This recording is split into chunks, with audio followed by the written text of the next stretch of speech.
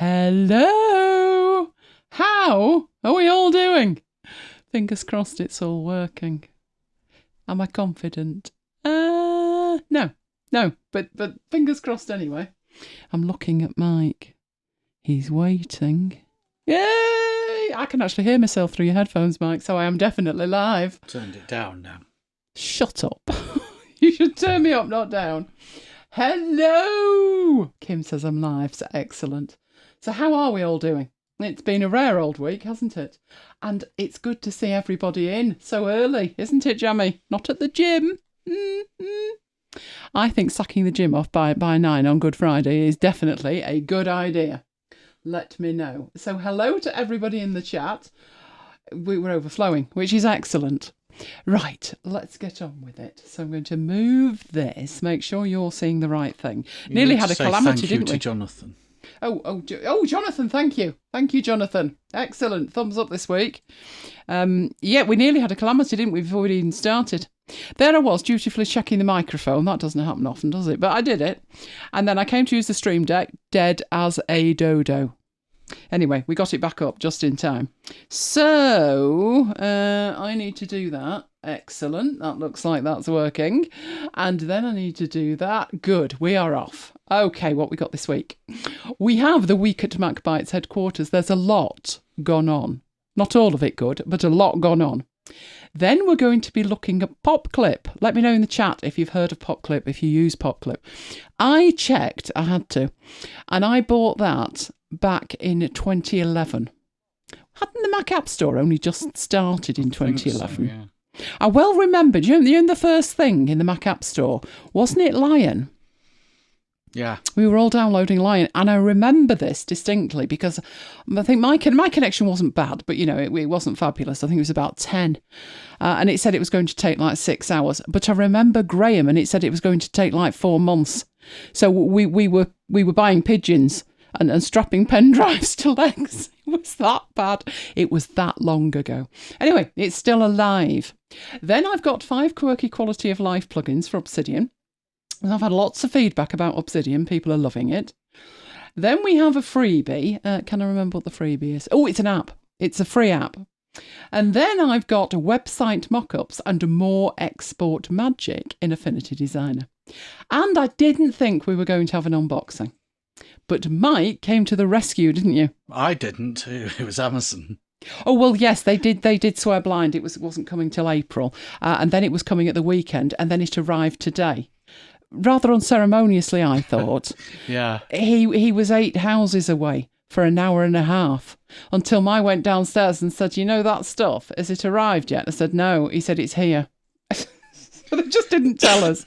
So we have an unboxing. Right, so we are broadcasting at 1080p. Make sure you are receiving at 1080p. Mike's very good with the unboxing, aren't you, to let me unbox your toy? Yeah. Yeah, and that's very good of him. Well, I could have done it, but I'm rubbish at unboxings. Oh, okay then. So I'll take care of it all. Right, while you're down there in the lower right-hand corner, making sure you're seeing it at 1080p, give it a like, which you can do right now. And don't forget to come back and leave a comment later. I would say YouTube like it, but the YouTube stats are not great. Let's just say they're holding. But holding at like 98% less than they were. But I will keep an eye on it. I will. So let's head back to last Saturday. I had the whole day planned. I was in my glory, to be honest, because it was the Women's Super League match. It was Manchester City versus Manchester United. Yeah, I think we saw that written all over it, didn't we, Mike? That it wouldn't exactly be a resounding victory, and it wasn't. It wasn't. In fact, we didn't even manage to score. They scored one for us, which was very generous of them. So it was a case of don't mention the match. But my day improved after the football. Deliveries. Now, I'm sorry to say, they're not the toys we're unboxing. No. I couldn't wait. I had to open them and get them tried. But I can share what it was. There was a sale on Microsoft Office, as you can see. Lots of copies were bought. If you're wondering why so many, you can have up to 5 boxes worth, which is 1 year each, on your account at the same time. And I know what you're thinking. There's 6 there. Yes, because 3 were for me and 3 were for Mike. We both already had 1 on there, so we both intended to add another 3. So I'm all officed up until 2018. No, 2028. That's right, 2028. Have you done the deed yet? No, they're still shrink wrapped. Well, I did the Down deed here. and put them on because I wanted to make sure that they were okay, because all that's in that box is a number. So I went through the whole process and glad to report. I bought them because they're on offer. I contemplated getting 2, but when I got to the page, 3 was your limit, so I decided I'd get 3, and then Mike decided the same. So that was Saturday. It's gone up a little bit, but it's still a lot cheaper than it was last week. I think we paid £48 each, and it's now 55, but that's still cheaper than doing it online, which is 80. So there's the link for you. How many can you load in one go? You can have up to 5 live years on it. So we already had one for this year. It had only just kicked in. We're only 1 month into it. And you can add 5 at the same time. Now, I mean, obviously, the good news with that is if the price goes up at any point in the next 4 and a bit years, I'm not going to be concerned in the slightest. So when it's on offer, I tend to check what I've got and then take it up to the limit. I mean, you're sharing yours with your mum, aren't you? Yeah. So it works out so cheap. That's how a subscription should be done. Remote deactivation, you can share it with 5 other people. You can have 5 years on there and you're saving £35 a box. That's how a subscription should be done, if it needs to be done at all. So yes, Saturday was declared Microsoft 365 Day. Now, while I'd watched the City England match, the City United match, next up was the England match. Had my iPad all set up and I was raring to go. We were playing Brazil. Needless to say, it didn't end well. How did we manage this? You know, we're going into the Euros like one of the favourite teams. So it was another case of don't mention the match. I didn't grumpy. Watch it, you know. I know I did. It's all right, you missed nothing. They were dire. It was terrible.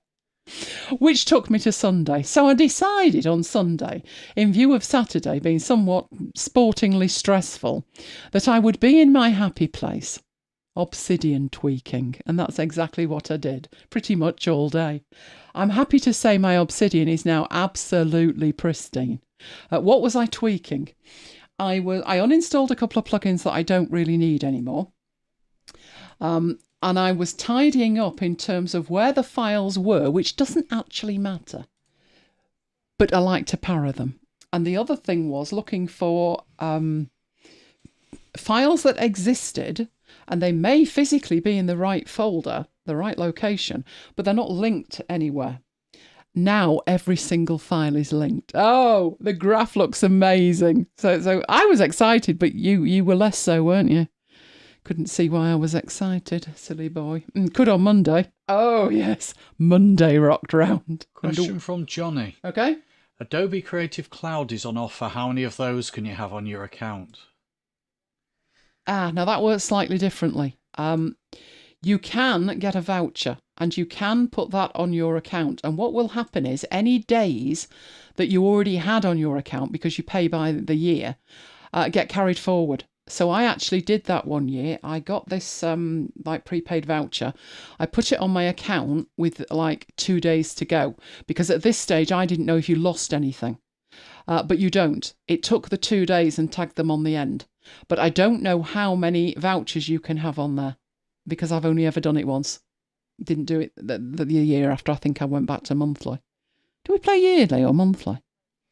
We pay monthly. Yeah, but it's an annual charge, isn't it? You can't get out of it. Don't think if you so, try no. to cancel after 3 months, you have to pay the rest. Yeah. So yeah, that's annual, but paid monthly. So I'm not sure how many you can have, but whatever you've got is carried forward. You don't lose it.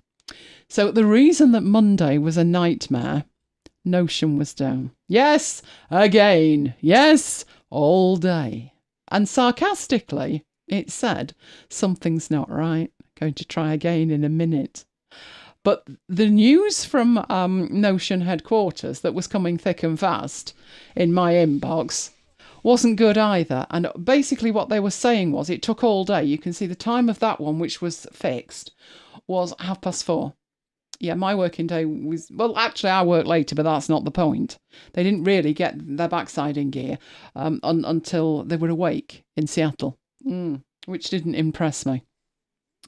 But the reason it was an issue was there was no indication there was anything wrong until you tried to put something in the file. And then you'd think, oh, it didn't take that, I'll put it in again. And they didn't take that either. And they sent a message that said, don't refresh the page, because if you do, you'll lose everything. That's grand, isn't it? That's what I thought. So I went to plan my week at this stage, and I thought, task number 1, move my MacBites After Hours notes to Obsidian for a start. So that went on there as number 1 for the week. Right, Tuesday. Oh, I wish Tuesday hadn't bothered. It was your fault. You woke me with the news. Well, actually, no, Mike said he didn't wake me. I woke, and he said, news. Oh, there was indeed. Yeah, you all know this news by now. This is not going to be news to you anymore, is it? But it was certainly news on Tuesday. Affinity being bought out by Canva. And of course, it was met with almost 100% abject horror. Why? Number 1 concern was subscriptions. Now, conspiracy theorists were in their element. Why?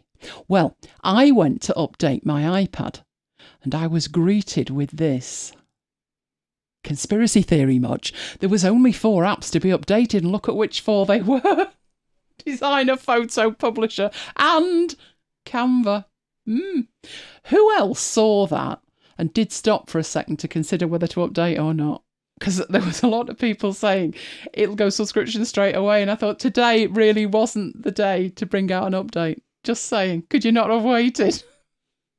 I wonder how many people still haven't bothered. Let me know. Tracy said more than news. It was a bombshell. Well, do you know, I was pretty grumpy because my YouTube story at the moment is not good. Not good at all. I have been like a watch pot never boils. I've been watching it closely for nearly 2 weeks to reach the next magic number. And it happened on Tuesday. No one was interested. Even me. I was like, oh, whatever. And then I was talking to Mike and I said, oh, and I got to 44,000. He went, oh, congratulations. And I said, yeah, whatever. Tuesday was not the day. It wasn't the day. But that wasn't even the end of my day. No, because the great Microsoft Office 365 move, day 1. This was logging into the account and downloading all of the data. It was a slow, error-prone process, but eventually it was done. There was a lot more data than I thought. This is on behalf of a client. It's not me. I'm not doing it. Well, I am doing it. I'm just not doing it on behalf of me. So at this stage, what we had to do was wait for their new Microsoft 365 product key to arrive with them, because then we needed to create the new account and then start the upload. So it was download day on Tuesday. There was also another match. Couldn't be as bad as the weekend, I thought. Yeah. No, it was actually nearly worse. We were 2-1 down until well into injury time. With the last kick of the match, we managed to equalise. And I'm watching this and I'm thinking it's not looking good. It's not looking good for the Euros. But Mike, you're not really bothered about England, are you? No. Much, no. But there was extreme football watching occurring. You're wondering, what's extreme? Oh, it was Wales and Poland. And it was an important match because there was a place in the Euro 2024 finals at stake. But why was it extreme football watching on Mike's behalf? That's why. If you're wondering what that says, I wouldn't know either. This is what Raycast translates for. I didn't know it translated Welsh, but it does. That means with Welsh commentary. That's not good, is it? At least you had the TV, because I had the radio. Well, Welsh commentary on a radio match, that's not going to work. I don't speak a word of Welsh, not one. But we did find some English commentary later. It went to the wire and actually somewhat beyond it. Many years ago, I was listening to a Welsh game on Welsh commentary on the radio, and it was like Welsh, Hughes, Welsh, Rush. Welsh, Southall. So So you could work out the players, but you had no idea what was going on. Yeah. Well, this went to extra time and penalties, and they lost it on the last kick. Oh, I wanted them to win. I would have loved to see, another home team there. But on the upside, we had found the English commentary by then, so at least we could follow along. Because otherwise, it would be like, oh no, and it's a goal, wouldn't it? You'd have been like, I wonder what. Well, he sounds happy. I think that's good. But unfortunately, they didn't get there. So, Wednesday rock round. We were still on Wednesday, kind of recovering, which was when the mea culpa occurred. This was Affinity, and it was Canva. And what were they up to? Oh, they released the Affinity Canva pledges. I'm assuming we've all seen this. Let me know if you've seen it. Doubtless they were intending to make you feel all warm and fuzzy. Did you feel all warm and fuzzy? Me? No. Psychology 101. I thought, how do they want me to feel? That's exactly how they want you to feel. They want you to feel heard. They want you to feel that they are addressing your concerns. Can I just say, it could all have been said on Tuesday with the original announcement. But if they had, you wouldn't have been as receptive, would you? Because in addition to the pledges, there was a long rambling statement, not as nauseating as the one on Tuesday, but almost. Within 24 hours, they're using the S word, and you're happy about it. Because the initial hysteria generated a million more scenarios that were even worse. So, all warm and fuzzy again then. Am I dripping with sarcasm here? I do hope so. Can we trust the pledges? Well, where did they get this idea from? I've seen the Obsidian homepage. They've had pledges there since day one. Just saying. I've no idea whether we can trust them, but shall we check the form? Back in September 2022, Serif made a rather bold statement on the platform formerly known as Twitter.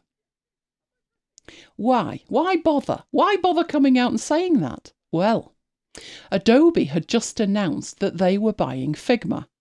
Now, if you've been following along with that, it didn't end well. It was stopped by the authorities in December 2023.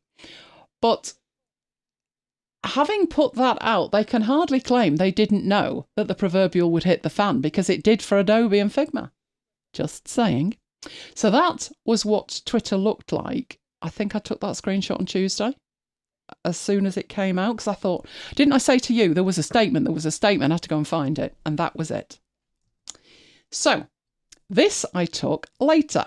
This was later on Tuesday night. Twitter felt the need to clarify. When Twitter are correcting you, a fact checking you and correcting you, that's bad news, that, isn't it? That is bad news. So now the original tweet claiming that they are totally independent, which they are now obviously not, has context added. Context added. Only time is going to tell. So if you've got any runes that you can incant, feel free to do so. Fingers crossed for the foreseeable future, I think. I just didn't appreciate leaving it till the next day. It's stage managed. It's stage managed. And the first statement was absolutely nauseating. But there you go. We had bigger problems at that point. We were trying to order some shopping. Well, you were, weren't you? Talking of only time will tell. This was extreme shopping, Tesco style. Yeah. And you were only trying to pay, weren't you? I was, yeah. Upstream connection errors. Now, at this point, only time would tell if they were able to take the payment, if they only took it once, and if any food would arrive. That is bad news, Easter week, that, when you're buying for the weekend. Thursday came round. Oh, we were back to office. Part 2 this time. How did that go? This was a big transfer day. So far, so good. All the data from account 1 is now in account 2. Oh, I don't know if I told you, because you weren't in here, were you, when it happened? But they opened their box, their office box, and they had their code in it. And I said, are you using the business email? Yeah, we're using that. I said, right, we'll create an account then. They typed the email in, they pressed the button, and it said, there's already an account with this name. And I said, when did you create that then? And they went, I've no idea. I said, so you're not going to know the password then? No, they didn't know the password. I said, is it two-factored? Well, they couldn't even remember creating the account, much less if it was two-factored or not. So that was interesting. We had to say, put in the username and then say forgotten password. At which point it said, we'll send you a reminder. But they didn't. They sent the link where you have to go and create a new password. So they created a new password and then it locked them out of the account. And at that point, they would only unlock the account if you gave them a phone number. And I thought, this is a farce, because they haven't got a phone number to start with. So what are they comparing that phone number to? Anyway, we actually got it done in the end. That's why I was on the phone so long. We were trying to sort it. And I was watching this in real time on Zoom. Oh, it was most educational. Day 3 is next Tuesday. Fingers crossed for me, hey? And the cruise Easter holiday starts right here. You've been warned. Out of office is on, and I know it's been a while, but if you recall, the world does need warning when we decide to have a holiday, even though we're not going anywhere. Disaster usually follows swiftly, so fingers crossed. In fact, it sort of did, didn't it? So this was last night, Thursday night. We were having Tesco delivery. I would love to say it was completely without the usual fiasco, but this time it was even worse. Now you might be wondering why on a Thursday night we usually leave it till Friday. Well, this is why. Fish. It's Good Friday and we realised we had no fish in. Hence, it was either a Thursday delivery or rabbit food all day on Friday. So we decided on a Thursday delivery, which was scheduled. It was due at 9 p.m. We started getting messages, probably about 8 o'clock, wasn't it? 7:30, 8 o'clock, to say the driver was running late. Oh, he wasn't kidding. No, he eventually rocked up. It was almost 11 as you were dragging food in the pitch black. The reason was a blowout on the motorway left him waiting for recovery and us waiting for our delivery. So that was fun, wasn't it? Friday's been sort of catching up and getting ready for tonight, but I am going to take the opportunity, I'm glad Kim's with us, to go back in time. We should have a back in time. Let's do a back in time. Right, just imagine that was perfect. Because you wanted to know, did we get our Yule log? We did. There's our Yule log. We did take pictures of the Yule log, but obviously we weren't, we were on hiatus at the time. So yes, we got our Yule log. Why is this so important? Well, first one in 3 years. They tantalise us with having it on the website, and obviously gluten-free, there's only one. There's like 19,000 Yule logs, but only one that's gluten-free. And they haven't had it for 3 years. So yes, there was my piece on my plate. It was rather sickly, actually, wasn't it? It was. You ended up eating the last one, I think. So, yes, and we got more than one Yule log, so there you go. Right, so let's move on with that. I see we're all discussing AI, are we, and Affinity and whatever. Oh, Tracy's quite right, the Baltimore Bridge and the coach disaster. This is it. But I don't like coming off on holiday. It's never good. We always had a joke that there was this friend, and every time we went on holiday, there was a disaster, and one was a classic, wasn't it? The Fukushima meltdown, the nuclear meltdown and the tsunami. I mean, we've never had one that's that bad, so fingers crossed that doesn't happen. Right, so PopClip. Who said they use PopClip? Quite a few people use PopClip. Do you still use it? Because, I mean, you've got it. Neil was beta testing it. You had it, didn't you? But you didn't know you had it, No. so you certainly didn't have it installed. But the reason that I'm talking about it is it's been around a long, long time. 2011. Now, 2011 is only a year after the iPad was released, and that's why PopClip appeared. The idea was that people loved the fact that on an iPad you would get that copy and paste pop-up, and it would be handy on the Mac, and that is exactly what PopClip gives you. If it did that, then I think it would be a personal preference whether you used it or not. But it does a whole lot more because there's a whole range of extensions. And this was when the trouble started, because it fell foul of Apple's sandboxing rules. If you are the uninitiated here, sandboxing is where when there is an app in the Mac App Store, it can only talk to itself. It isn't allowed to talk to other apps because that way hijacking happens.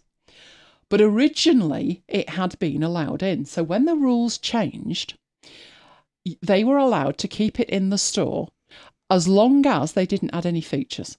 As long as all they did was fix it, it could stay in the store. And it's been in the store ever since. He's been flying under the radar for years until a recent review. And at that point, got kicked out. That does not mean that you can't use it anymore. It doesn't even mean, because you could buy this directly as well, but it doesn't even mean that you need to repurchase or anything. As long as you go through a set procedure, you can use this directly without even asking for a new license. So it is still available directly from the developer. You will find it at popclip.app. You will also find it in Setup if you are a Setup user. So there is a version in there as well. Now, if you have the Mac App Store version, and I've been through this process about a week ago, and I took Mike through it last night, what you need to do is install the Mac App Store version. Don't search the App Store for it, like Mike did. That didn't work, did it? Because It's not in the App Store anymore. So what you need to do is go to your purchases and find it. Now, for me, that was fairly easy. I knew I'd bought it way back. So I went right down to the bottom of my purchases and worked back up, and it was on like page 2. So you need to install that version. You need to run it once, and then you can close it. In running it, what it will do, as long as you are logged into your iCloud account, it will take the receipt from the App Store and it will put it in your iCloud account, which means you will never need to install the Mac App Store version again. It will read it from your iCloud account. Then you download the direct version, install it, that's it, you're good. All the settings, configurations, everything will stay the same. It will just be a different version. So originally, it would probably look something like that, where it's saying Mac App Store Edition. This one was yours, wasn't it? So the last one that was available from the App Store was 2023.9. But it tells you it's the Mac App Store version. So if you're not sure which version you've got, it does actually tell you.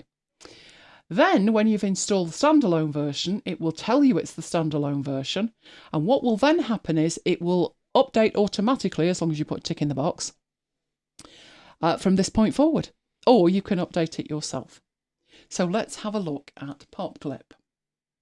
Renee's got set up. We know Renee's got set up. Puts credit card away. Well, they've already got it. Your setup's already got it. Right, so what I've done with PopClip is I've made it available from up here. This is what it looks like.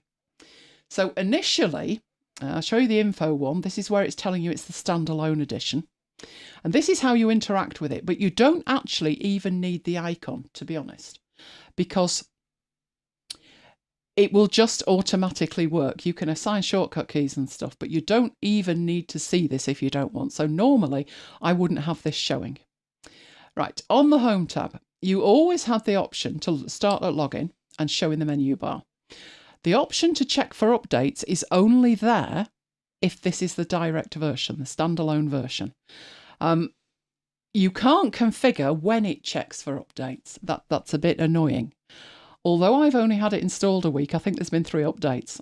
And even if I turn off my notifications, I still get notified that there's an update, which if I'm in the middle of recording something means bad words are said. So that might be something in the future that I decide to toggle off and check for them manually. But that's the options that you've got. Right. Then you've got what it looks like. So you can change the size of it if you're having trouble seeing it. You can have it light or dark, auto, or you can even invert it if you want. So I actually have it dark. And then where it shows, so do you want it above the text or below the text? I've always had it above the text because to me, the rationale is it's above the text on an iPad. If you want to bring PopClip up yourself, you can create a shortcut key here. So I've got a file that's fairly basic that we can use to check this out, what it actually does. So I've got a text file. It's got 4 misspellings in it. None of them, you'll notice, are marked as misspellings. They are not indicating that they are actually misspelt. And this is because it's a text editor.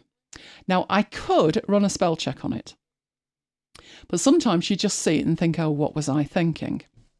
So how this works is if I were to double click on the bottom one, which is obviously doubtless, there's no B in it. If I double click on it, that is PopClip, and it's opening up above. It's opening up with a dark interface, and it's saying, do you mean doubles, doubtless, or dotless? And obviously in this case, I mean doubtless, and it's that easy to fix it. Now, that's important for me, the spell checking aspect of it, because if I were to just select that and right click, there is no spelling option. This is Sublime Text. What PopClip gives you is certainty that you will have consistency across any application. That all you would need to do is double click that and it would offer you the correct spelling. Whereas you've seen in Sublime Text, there's no spelling option. In Obsidian there is, but I have to right click. And in other apps, it could be in a different place. You know, yes, there's a right click menu, but sometimes the spelling's at the top, sometimes it's at the bottom. This gives you complete consistency. Now, one thing I'll do in here is show you the other options as well. So if I double click on that, you can see it's saying freehold, which is correct. But what if that happened to be a name that I just wanted to copy? Well, you have this option here that you can go up. And the up option shows you the standard options in PopClip, where you can search, you can cut that, copy it, or paste it. So I can copy it, I can go down to there, I can double click, and then the only option I've got is paste because I didn't have anything selected. So it's basically a case of double clicking, doing what you want, which in my case was copy, moving down there, double clicking into a space, and then I can paste. And it gives me consistency across every app. So double click, freehold, double click, freehold. This one is obviously household. So do those two, and that one is delivery. Delivery, not deliver. And it's that fast to do that. Now, if it is not misspelled and I double click, I will get the standard menu options. So I can search the internet for the word doubtless. So let's do a search for freehold. That's opening up over here. Let me bring that in so we can see it. What's it looking for? Freehold in Oldham. Interesting. But it's actually taken what was highlighted and searched for it, which means I don't have to go into here, double click it, copy it, go find the browser and then paste it in. You get a new tab, paste it, press enter. It does the whole thing all at once. Now, that's because that is something that I wanted it to do. So I've enabled the search option.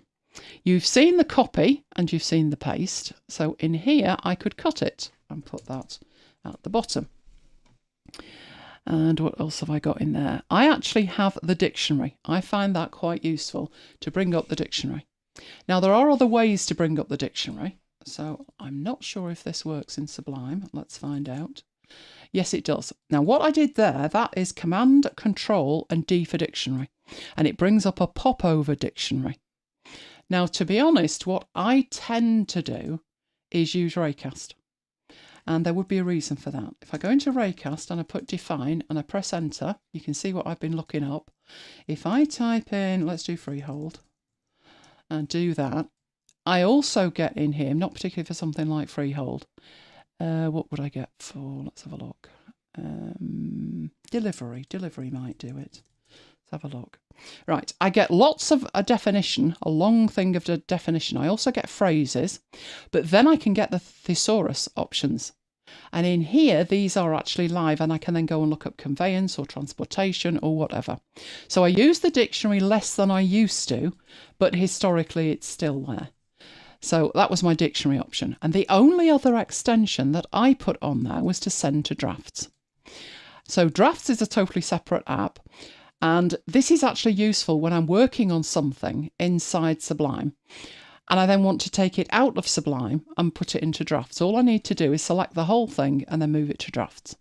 Now, those are the extensions that I have. Let's have a look how they are set up. In the middle option in here, you can see I've enabled the spelling. I've got the open a link. So if there were a link in there, so let me put in the link to my blog.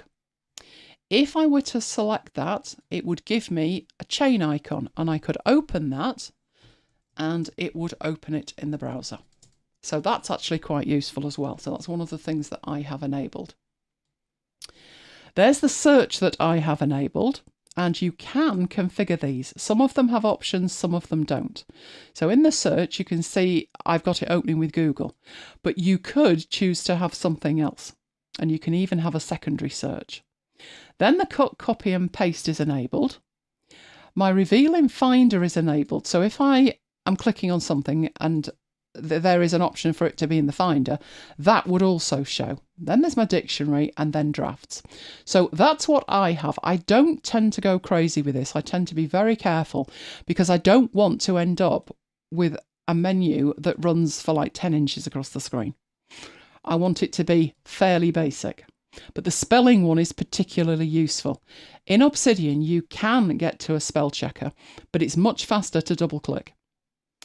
Now, you then have available at the bottom a plus option. If you click the plus option, what that does is take you out to the extensions directory, and there's 176 extensions. Don't install them all. That way madness lies. Trust me on that. Oh, Neil's using this, and Neil's saying that his favourites are paste as text, title case, sentence case. I would probably, back in the day, have installed those. All right, these are the text transformation ones in the middle. The reason that I don't anymore is I'm very careful, as I've said, how many that I want to add to it. If we go back to Sublime and we look at some of these, so say I want all of that to be capitals. How I would do that is in Raycast, I would go CC for change case, U for upper, press enter, and I'm done. And that is, I don't even have to, why I would do it that way is I don't even really have to select that with the mouse. So I could, down here, I'm just selecting with the keyboard. Sentence, I've gone for sentence case there, should have been upper. So CC, upper, there's uppercase, and I'm done. And I don't need to use the mouse. Right, let's undo those. There we go. So that's why I don't particularly use that one. But I would if I weren't using Raycast. But Raycast can do paste as plain text.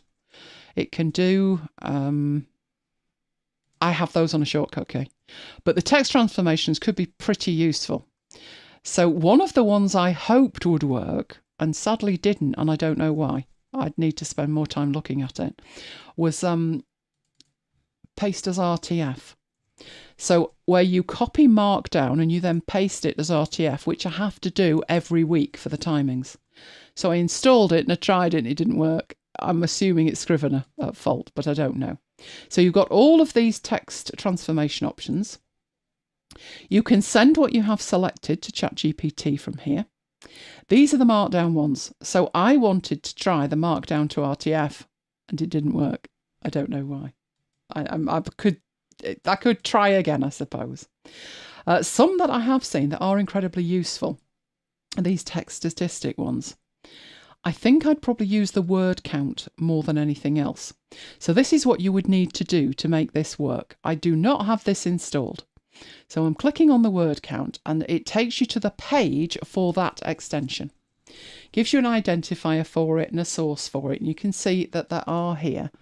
There is an option to download it. So I'm going to click download. Hopefully that is downloading in the background.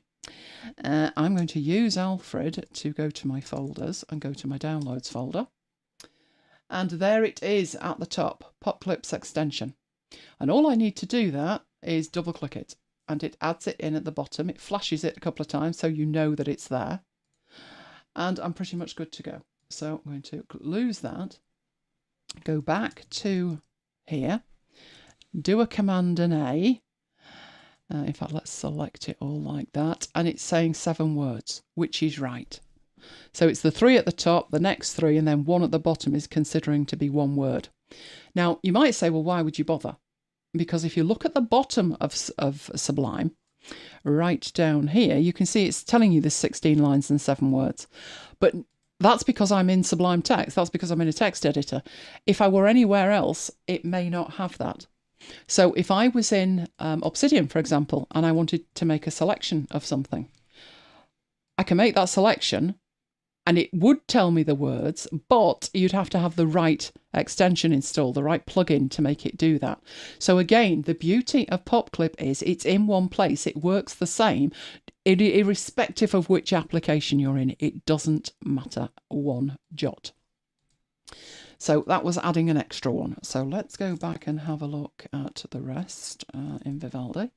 So from there, I'll go back. I did try the Markdown one, didn't work. Love the text stats ones. This is another one that's useful, the text lists, where you're doing a sort on it, where you're sorting them alphabetically. I hadn't looked at what was in here for quite some time. That's the problem with it. You install it, you configure it, and that's it. You forget it. But that sort one came to my mind as like, that's handy. Because in Sublime, of course, I can sort text in lines. I can't in drafts. You'd have to program it to do it. So I thought that might be handy. So I can see me trying the sort option one. You can also display stuff as large type. You've got your text to speech. Now the translation stuff, I guess that's going to depend on what type of languages you're doing and how often you're doing it, because again, that's something that I'm doing in Raycast. Let's have a look. Translate. So translate is a command. It's only available on the Pro one, but if you look in here, you can see that this one is set to Welsh, and that's because I typed in here with Welsh commentary, and that is where it gave me this, and all I needed to do was copy it and paste it onto the slide. So that for me is easier than having it into PopClip and select it and all the rest of it, because I didn't have the text written anywhere to start with. So it would actually take me longer to open something up to put the text in to have it translate than it would do to use Raycast. But as I say, the thing with Raycast is that's a pro feature. The other thing with it is it will actually listen to the text, so we could get it to read it to us. Not that I would still try and pronounce anything in Welsh. I am quite happy to admit, not good with any language, Welsh in particular. If you think my French is bad, you should hear the Welsh, non-existent. But it is available in there if you want to do that. Then you've got all your notes apps. Now these are really useful, and it supports quite a lot of apps. There's obviously Apple Notes. I do use Bear. Curiota is a kind of inbox for Curio. Who's heard of Curio? I actually used Curio a while ago. I remember doing a Photoshop session, and all my notes were in there in Curio. The reason that I don't use it anymore is it didn't go subscription. Well, it sort of did. You had to pay for updates. Like, they would bring out updates very quickly, and it became like you can get a discount, but you're paying for this on a yearly basis. They now give you 12 months of updates, so it's sort of like a forklift subscription. But the problem was, it was great on the desktop, but there was no companion app for iPad, which would have been fantastic. I'm not sure where they're up to with that, but I don't think I've used that for a good few years now. DevonThink 3, we all love DevonThink, so there is a DevonThink one where you can clip the text to DevonThink. There's the drafts one I've got installed, and then there's all the others, so Stickies, Eagle, Evernote. There's quite a lot in there, including OneNote as well, and side notes. We love side notes, don't we? So there's a whole range of them in there. It's not comprehensive, as you can tell. Where's Obsidian? Not there. I could probably take it via drafts, but that's not the point. You're supposed to be able to take stuff into Scrivener and Ulysses, but that's nothing that I've particularly done. Then there's the to-do apps. So Things 3, which is my to-do app, is included, and obviously OmniFocus. And you'll notice that this is OmniFocus 4, so it has been updated for the very latest. The calendar apps that are supported are Fantastical and BusyCal. Yeah, I used to use both, didn't you? No, only BusyCal. No, you would have had Fantastical. You would have used it for the icon in the menu bar, surely. No, that was you. Oh, just me then? Just you. Okay. Yes, but then I wasn't as positive about the icon. You know, that really bothered me. I really love the icon. So I was using Fantastical for the icon. But then it went subscription, and it was quite an expensive subscription if you were only using it for the icon. You know, you don't want to be paying that amount just to use the icon. So yes, you can see on my menu bar there's a pretty icon. That is the clock. It's from the Mac App Store and it's called The Clock. And it's great, actually, because when you click on it, not only do you get your calendar and you can double click and see your appointments, but I've got all my time zones, because they're all going to change again next week, aren't they? Back to normal next week. So I've got all of those listed in there. So that's what I use. I use The Clock. So I don't use Fantastical anymore, but I do have BusyCal. Now, BusyCal is a subscription, isn't it? But it's that kind of subscription where when it's like a maintenance subscription, when your 18-month subscription expires, you can carry on using the last version. It's that one. Do you know, if there was just one type of subscription, we could all keep up, but there's about 50. Then there's CardHop and Busy Contacts. Don't use either of those anymore. And my contacts are in Google Contacts. Then there's these, what they're calling drag and drop. We've looked at Yoink, we've looked at Drop Shelf. I don't think we've ever done Unclutter. But basically that drops down from the top and it's like a holding area for you to put stuff. I was quite surprised it doesn't integrate with Raycast when it integrates with Quicksilver, because that one, I mean, I know it's still around, but good grief, that's ancient. And these are all the others that you've got. So you could highlight some text and then search using How to Spot. Typinator might be quite useful, but to me, I would create a Typinator expansion with a selected text is not something that I would do every day. So I wouldn't actually be bothered installing it. I would do that manually. Let me know in the chat. Do you automate everything or are you more sensible with it? Because I think if you installed everything that might be useful, I think PopClip would stop being as useful. But those are all the options you've got there. You can search YouTube as well. But again, I've got that in Raycast. So I'm seeing a lot of overlap, to be honest, between what is available to extend PopClip and what I'm doing with Raycast. I think it just depends on your preference for what the thing actually is. And I definitely would never install Urban Dictionary, would I, Mike? I look up the most innocent things and I'm usually absolutely horrified. So I'm not allowed near Urban Dictionary. But that is what PopClip is. That's what it does. So who's using it? Who has never seen it before? Oh, Renee's saying that I didn't know Affinity Publisher didn't spell check in Dutch. I thought it did that in any language. Is there a way of removing timestamps from an SRT file without having to go through the transcript manually? Depends on the SRT file. Seriously. Let's go to in here and have a look. If you've got a timestamp, it usually looks something like that. So I'll tell you what we'll do. We'll get that on the other screen. We will go to last week's show. That's not last week's show. Have I got that? I've got the timings. There we go. I've got some timings here. This is not an SRT. This is just timings.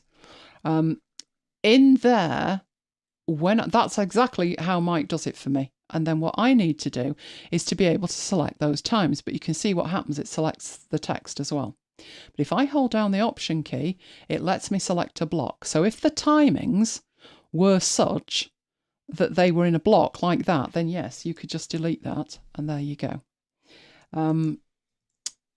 You can do magic in here and other things entirely. So, for example, it depends on the structure of the actual file. What I can do is select all of them. I can go into multi-cursor mode and I could turn those into links. So, if let's say they were links, or I can take them back and I can put bullets at the beginning. I can move through here and I can put bullets in the middle. It depends on the structure of the file. There are a couple of apps.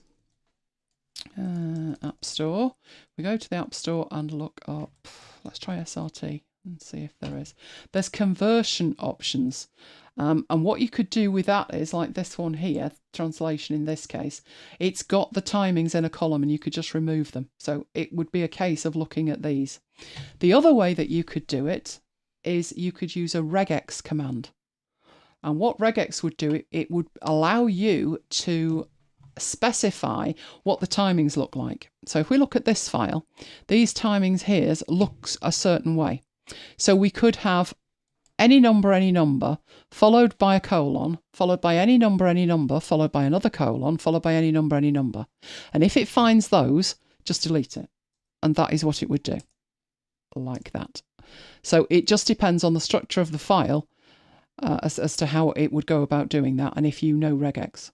We did talk about regex a while back, didn't we? And people said they wanted an intro to it, but it can be quite complicated. Let me know if you want an intro to regex. That is one thing that you could do with it. Right, so you're saying yours comes in as... They look like frames, timings and frames by the look of it. You could do that with regex. Yeah, you could definitely do it with regex. I'm assuming they're on... Are they on the same line?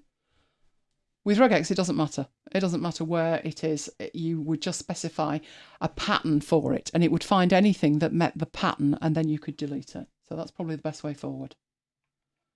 How long's this app been about? Is this Curio or is this PopClip? PopClip's been about for absolutely years. Years and years. Like I say, I got mine in 2011. I think I got it straight away. Thinking, oh, innocent me, thinking that wouldn't it be nice if I could do what I can do on my iPad on my desktop? And really, that's the wrong attitude. The attitude is what I can do on my desktop, I'd like to do on my iPad.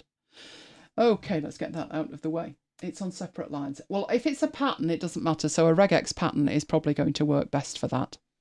Okay, do we have any questions about that before we move on? No. Dutch spell checking and Carol's SRT file. Right, let's move on then. Right, so we're looking at Obsidian. I've called this 5 quirky quality of life plugins because we've looked at plugins that do amazing things. I mean, literally, there's the projects plugin, there's the data view plugin. They're amazing. But sometimes you've got like a tiny annoyance, and if you could fix the tiny annoyance, that would be more life-changing than the overly amazing plugins. So that's what we're looking at. I picked these based on they do like one thing, but they do it well, and I certainly notice if it's not there. So if you're new, our note-taking app of choice is Obsidian, which has been completely text-based. The last few weeks we've been looking at how to visualize things more. Today it's 5 quirky plugins. They are all community plugins. So there are 2 types of plugins. There are core plugins and community plugins. The core plugins are from the developer, and they don't need any special kind of access, but they're potentially somewhat basic. What I mean by that is, when we did our series in Obsidian, we looked at a plugin called Template, and it enabled you to use templates in Obsidian. But there was a community plugin called Templater, which is way more powerful. So the core plugins may just be what you need and you don't need anything else, in which case use those. But if you're looking for something a little bit more advanced, you may need to move to a community plugin. As the name implies, they are written by the community. Many of the developers do take donations if you find them useful. I don't think I've seen one that's paid only yet. I don't know if that would ever happen. It does need special access to run, so I will show you that. We've done it about 4 or 5 times already, but I will show you the special access it needs, and they can be as complex as you like. Sometimes you are like last week, we needed to install 3 plugins and an optional one to make what I was trying to do work. So it can be as complex as you like. These ones are all fairly straightforward. So I have Obsidian open. I don't think I have. Do I have? I do. Right. What I've got here is a brand new vault. I've done nothing with it apart from 2 dirty hacks. My dirty hacks, because this will enable me to demo the thing entirely, was to transfer my CSS over to it and to transfer my shortcut keys. Otherwise, I'm totally lost. So I demonstrated that last week. Other than that, I've done absolutely nothing. So the first thing I need to do is to go and show you in the general settings in here. I'm up to date, but I've done absolutely nothing else. So this is as basic as it goes. You can see what's toggled on and what isn't toggled on. And there's quite a lot already turned on. So you can see over here we have a graph view, and that is a plugin and it's already enabled. There are also lots in here that are not turned on. So sync through Obsidian Sync is turned off. If you wanted to make slides, that's turned off. And I think there's an audio recorder and that's turned off. No, not having audio in there. for one reason, audio, big files. Not having big files in the Obsidian, so that one's turned off. Your community plugins, however, are all turned off by default. There is nothing installed from there. Right, I'm going to turn on support for community plugins. And you can see I haven't got any plugins installed at the moment, so I'm going to browse for one. And the first one that I find useful, but again, it's one tiny thing. It's a quality of life thing, is Checklist Reset, which is this one at the end. What it does is it adds two commands. One allows you to check everything on a checklist, and the other resets the checklist. That's it. So you click on it and it gives you the commands. It tells you what it does. There's a lot of stuff here if you want to develop it locally and all the rest of it. But all I want to do is install it. And once it's installed, I need to enable it. Once I've enabled it, I can then set hotkeys for it if I want. So you can see here the check all and the reset checklist, and there is already a shortcut key. Why would that be? This is the beauty of Obsidian. I said that the only thing I'd done was two dirty hacks, transfer the CSS, transfer my hotkeys. Even though this plugin wasn't installed in here, even though the community plugins were not supported at that stage in here, those shortcut keys still transferred. And once I have installed it, they're then made active. So those were the two shortcut keys that I chose to make this work. And that's it. I'm done at that point. So what I'll do is we will get a new file. And let's say this is a checklist for After Hours. And I do actually have a checklist for After Hours. Let's have a look. Where's today's show? Right. I don't know if I could just copy this. Let's see if it would work. Right. Let's take all of that. So I've got some text. I'm going to paste it in here and see what it makes of it. Not bad at all. So that is actually from Notion. That's my checklist. So how this would work for me is I would make it into a checklist. My shortcut key for that is Control and Enter. And then each one of those becomes a checklist item that I can actually tick off like this. And this is what I would do in Notion just before I go live. Make sure that everything is working here. But you've got two ways of thinking about checklists. Do you have this checklist as a global checklist that you repurpose? Or do you have this in separate files? And what I mean by that is, let's take that. If I had in here, I got a new note, and I had After Hours and the show, and in there, this would be, what do I call it? Showtime. This is the Showtime checklist. Right. And I'd probably make that. No, I'd have checklists and then another, but never mind. Let's pop them in. Right. In this case, I wouldn't need to reset this. I just need to make sure that it was checked. But let's say it's 10 seconds to 9. And I know I've done everything, but I haven't actually ticked everything off in here. Well, I had a shortcut key for that, remember. I could reset my checklist. My shortcut key for that was Control, Shift and Enter. So if I do that, it will reset that. Hang on. I want to check all, the other one, which was Control, Option and Enter. And that way it will check everything off.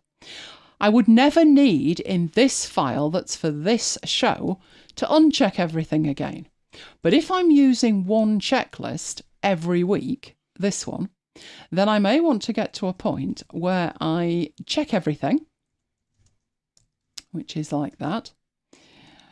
And then getting it ready for next week, I want to uncheck it. I want to reset it, in which case I have the second command to reset it. That is all it does, but that does not happen automatically in Obsidian. Now, what I was doing was I was selecting it and then using the shortcut key and then moving out of it again. So Command and A, Control and Enter, and that toggles it on and off. But that presupposes that the page is in edit mode. Pages in Obsidian can be in edit mode or read mode. you will notice here there is a book and it says currently you are editing. But now I'm in read mode. And at this point, I can't Command and A. And because of that, I can't really go in here. Hang on, what are you doing now? It's gone into this mode, right? But in this mode, I can select this and that will take me in and it will edit it. But it will let me check them off one at a time. It won't do them all. So it's really handy to have this checklist reset. So it does two things. It will either check everything or it will reset it and check nothing. So as I say, it depends whether you have a custom checklist per show or if you have a checklist. One of the ones, this came to me for my VAT checklist. And I didn't really I had one checklist. It isn't something that I have a page for every VAT return. So I thought it'd be handy if I could reset that. And that's when I went to find, and yes, you can reset it because there is this extension. So that is the first one. Right. We got any questions about that at that point? No. Oh, Neil wants a 101. We could do that. We could do that because when did we start it? It was about a year ago. Yeah, I'm just looking at the... I think we did it from January last year until about end of July. We did loads and loads. But yeah, a 101 getting started might not be a bad idea. Right, let's close these and get on with the next one. So the second one is Code Block Customizer.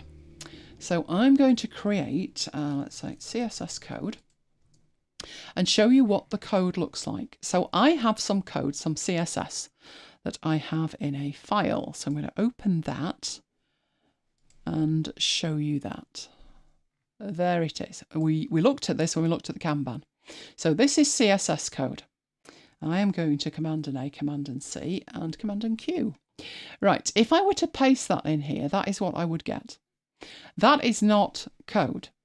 Well, it is code, but you can see it's highlighting all kinds of weirdness. It thinks this is a document. So when you're putting code in as a reference, I remember eons ago, and I'm talking like 2010, wanting Evernote to be able to take code. Do you remember? Said we could have a code library in Evernote, and obviously it didn't do it.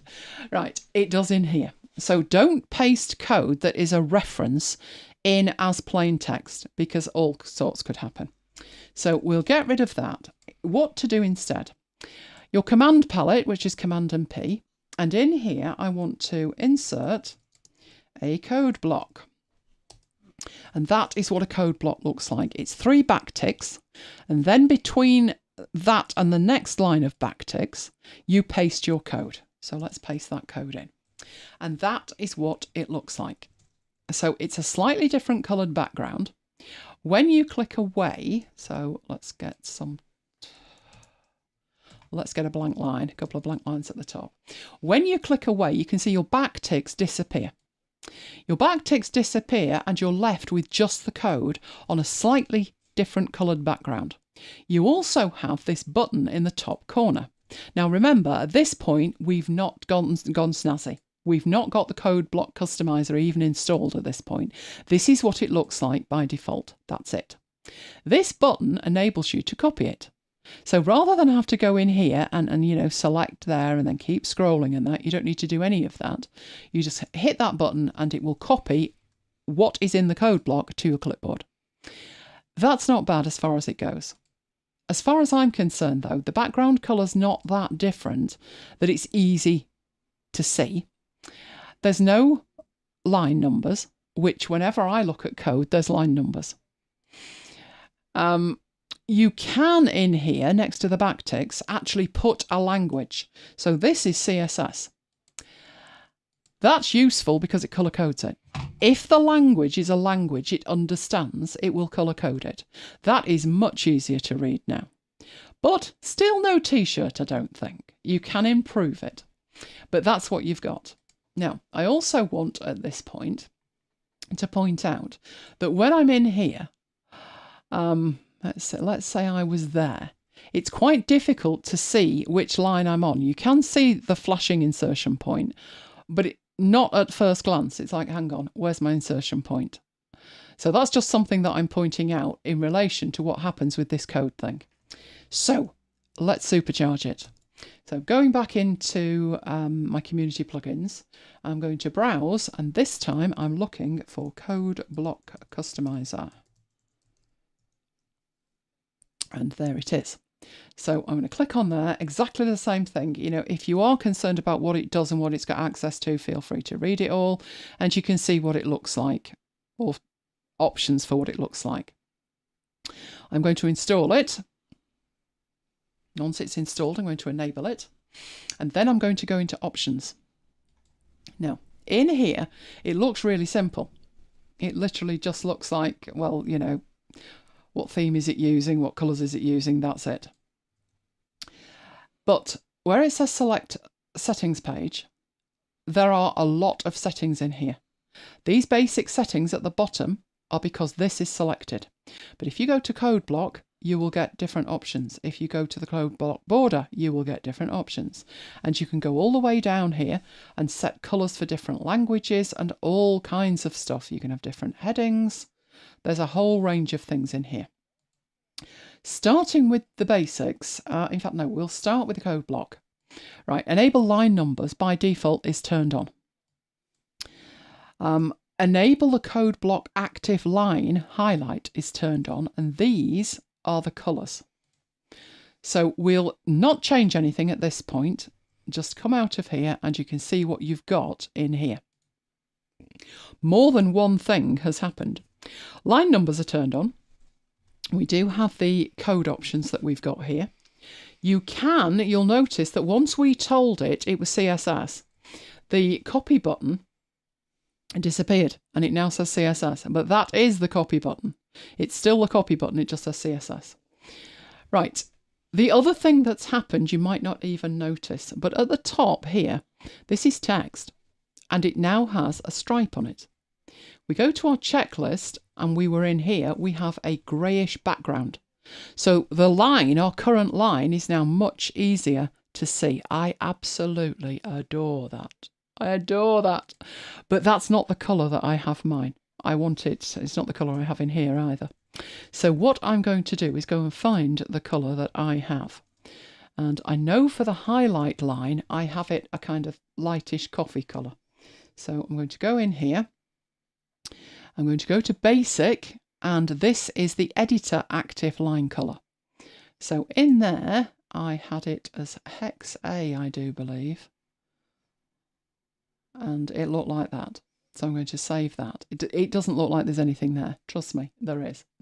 So as I come out, you can see it's a little bit deeper. It's sort of a very, very light coffee colour. And that makes my life a whole lot easier. Even if I wasn't using this for code, I'd install it just to highlight the current line. I absolutely would. Now, in terms of the code, I want my code to look even brighter than that. So what I'm doing, I'm in my other installation here, so I can go in and choose these. So I'm going to go back into my settings in here, and I'm going to choose the code block. And these colours down here, I have different colours. So I need a hex code to paste into there. Luckily, I have an app for that. So I have an app called Colour Slurp. What I'm doing is I'm going off onto the other screen and selecting the code that I need for that and then pasting it in there. So that's my first one. My second one, I will bring up my Colour Slurp. I will go over to the other screen and select the second one and paste that in there, save that. And the last one, this highlight here, I don't have it that colour. We'll leave it and see what that looks like. But that should look more like mine now, and indeed it does. And you can see when you click in here, the line that you are on is highlighted. It makes a massive difference because it extends into the line numbers. So I can instantly see what line number I'm on. So sometimes we're checking code and we've said, okay, that code's fine. Let's sign it off, it works. And I've put it in as a reference. And then Mike's saying like something's broken. And I can come in here and say line 23. That's my line 23 in here, but it would also be Mike's line 23 in a code editor. And I love the background being more, it's like a yellowy colour. It just makes the code stand out much better. So for me, the code block customizer is really useful for two things. One is to have a highlight on a line in any file, and the other is when you have code in there, it puts line numbers on it, and there's a whole range of options that you can have in there. You can show delete buttons and you can enable the links. There's all kinds of things that you can do in there, but that is a fairly basic use of it just for this highlight. I'm telling you, it will change your life. It will, definitely. Okay, that was the second one. We got any questions about that? Nope. Okay. Right, let's go in for the third one then. So I need to, I'm using Obsidian to present Obsidian. This is getting meta, isn't it? Right, my third one is tag wranglers. Tag wrangler. Who uses tags in their notes? Let me know if you use tags in your notes. Right, obviously we've had tags in Evernote. We've got tags in Apple Notes. We have tags all over the place. How you use tags is going to be pretty much up to you. I've made a decision because I moved to Obsidian from Rome. And in Rome, tags and pages were treated differently. They weren't actually different, they were just treated differently. But they were one and the same in Rome. Tags and pages are not one and the same in Obsidian. So I could reference a page from in here. So never mind the fact it's after hours and whatever. Let's put a reference to the CSS code in here. So let's say I wanted to say, check the CSS code. In fact, that'll do. Check the.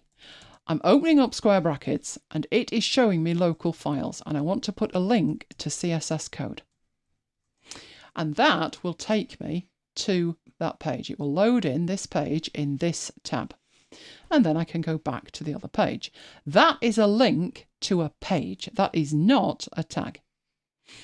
But if in here I wanted to say, this is after hours. So I may want to tag it as after hours so I can navigate via tags. So a tag, you start with a hash sign. The reason that that's come in big and greenish, like a petrol colour, is because if you follow a hash with a space and then put a heading in, it's a heading 1. And if you go there and you put hash hash, that will give you a heading 2. They are not tags either. Right, the way you do that is when you get your large hashtag, you just start typing the word. So in this case, after hours is related to MacBites. So I could just put MacBites in as a word and then press enter. And now I've got a tag. And this is tagged as MacBites. Now, this is where the fact that you can have a page in edit view, like this one is right now, or you can have it in read view, comes in. Because sometimes, on my daily page, for example, I've got some stuff about after hours. So let's say, include the match in, and I actually have a hashtag. The reason it's coming up with MacBites is that's the only hashtag in here at the moment, but I have a hashtag that is the week at MacBites headquarters, like that. So I've got that in as well. So I've got 2 tags in there. Notice that they're like a deep purple on a light purple. But when you are in read view, everything changes.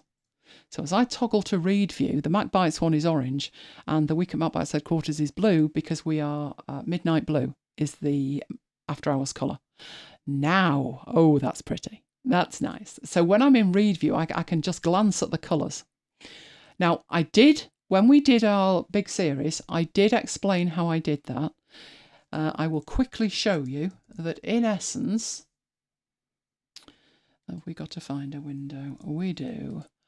I need to navigate to that. Tell you what, let's do that. Search folders, mission control, find me that. That's the one. Right, I need to see my hidden files in my Obsidian folder. If you remember, we had snippets. In snippets, we have CSS for Canvas Candy, the Cornell notes, the Eisenhower matrix. This is custom for me for headings, and this is custom for what is called tag pills, which are the lozenge shape things for tags. So if I open that, you can see all of my tags. If it's to do with YouTube, if it's important, it's red. If it's work in progress, it's green. If it's a follow-up, it even has a little icon on it and it has a different colour. That is where all of that is coming from. And how we activated it in here is we went into Appearance, we went down to the CSS snippets, and I toggled on headings and tag pills. That is how come we've got pretty colours. So that is reading view. That is what they look like in edit view. Now, as soon as you start adding tags, you can then use tags in things like data queries and things like that, if you want to. You could also, so let's go in here and tags, tag view, show tags. So let's show the tags. What this will do is show you all the tags you have, alphabetical order. You can have child tags if you want to. So you could have MacBites/podcast. That should work. Like that. And you can see how it displays that. It shows that MacBites is the parent tag and this is the baby tag. Podcasts is underneath it. And it shows you how many you've got. So if we take this week at MacBites headquarters and we put it in our CSS code and we put it in our welcome, what you should see happening is over here, this is going up the count. So the count is at the top, that this has 3 instances of that tag. Now here's where you have a problem with that. What if we suddenly, for whatever the reason, decided we were going to change the week at MacBites headquarters and call it something else? Oh no. You'd need to change it, or we could change the name of the podcast or anything else. Now, I can go in here and I could change it. So we'll just stick an X on the end, right? But what that will do is it will make 2 instances of the tag. There's only 2 now where it's HQ, but there's 1 that's got the X on the end. That's not good. We don't want to do that. So I'll take the X away, and that puts it back to 3 up here. If I right click on this, nothing happens. Can't do anything. That's not great. So as long as you are obsessive with your tags, great. But if you suddenly need to change something, you have a problem. What could you do? Well, I have been known to grep through my entire vault and use BB Edit with its global file, change multiple files. You know, literally I've gone through like 15,000 files. I don't recommend it. It's a bit hairy scary. But you could, because obviously the week at MacBites headquarters with a hash in front of it is unique. So you should be able to find that. You should be able to change it. But the community felt, why can't you do that in Obsidian? And that's what Tag Wrangler does. So going back to our community plugins and searching for Tag Wrangler. And we have here, it's this one, Tag Wrangler. Go in there. It's going to tell you what it's going to do. So look, in the panel that we've been looking at, you can rename. You can search for them. Oh, wow. You can do all kinds of things. So let's install it. Let's install it. Let's enable it. And there we go. That is all you need to do. So coming out of this now, if I go up here and I right click, I can choose to rename that. What would you like it to be? We'll put XX on the end and continue. And that's it. It's updated. It says 3 files have been updated and our tag has been renamed. It still has 3 mentions. There's the first one. There's the second one with the XX at the end. And there's the third one with the XX at the end. So it basically gives you vault-wide update of tags, which I found useful because my problem with tags is I use them very sparingly. I literally have maybe half a dozen. You might be thinking, well, why would you do that? Well, I tend to make pages. That's why. Because with a page, I can put more information about the tag. So that's why I do it that way. Tags, as far as I'm concerned, I treat them as pretty throwaway and something that I might want to search for. And you can search for tags. You can do that. But I think the ability to rename tags means that I was persuaded to use them more than I would have been. So do we have any questions on that one? No. Okay. Right, the next one, we've talked about view modes. We've talked about in here that if I switch to read view, my tags become pretty colours, except when I hover, obviously. I could fix that. But the ability to be in read view or edit view, you toggle between the two. And when you're in read view, you go to another page and that's in read view. And that can be infuriating. Sometimes I want a page, it's reference only, and I don't want to edit it. And it makes it more difficult. You know, these aren't color coded at all if I'm in edit view. And this page is reference only, and I always want it to open in read view. That is where you have another plugin. So I'm going to put this back over here, and I'm going to command and comma. What is that? Apostrophe, command and apostrophe, which will take me. Where's it taking me? It's lying to me. What are you doing? No, I was right the first time. Right, command and comma. Right, in here I am going to browse, and in here I am browsing for Force Note View Mode. Force Note View Mode. Right, and this is going to do what it says. Now, for this to work, you need to be introduced to properties. So I'm going to install it, and I'm going to enable it. Then we can look at the options. And what it's saying here is that if you would like all the notes in a particular folder to open as read or open as preview, you can do that. You can also do it by name. So if you had like MacBites in the name and you always wanted that to open in read or edit view, you could do it like that. But I would want to be, on occasions, more specific than that. And that is what you can do here. But as you can see at the top here, let's draw around that, right? It can be done through the key. Now, when it says key, it means a property, a file property, which can either be source or preview. And then you can have this where it's live or it's using the source. So we're more concerned about the top one. Do I want it in source view or do I want it in preview view? On a file by file basis. And yes, it can do that. And here is how you would have to do it. Right, all of these files at the moment have no properties. Now, up till now, you could get away with using no properties at all. You may have heard properties referred to as YAML front matter. YAML being YAML, yet another markup language.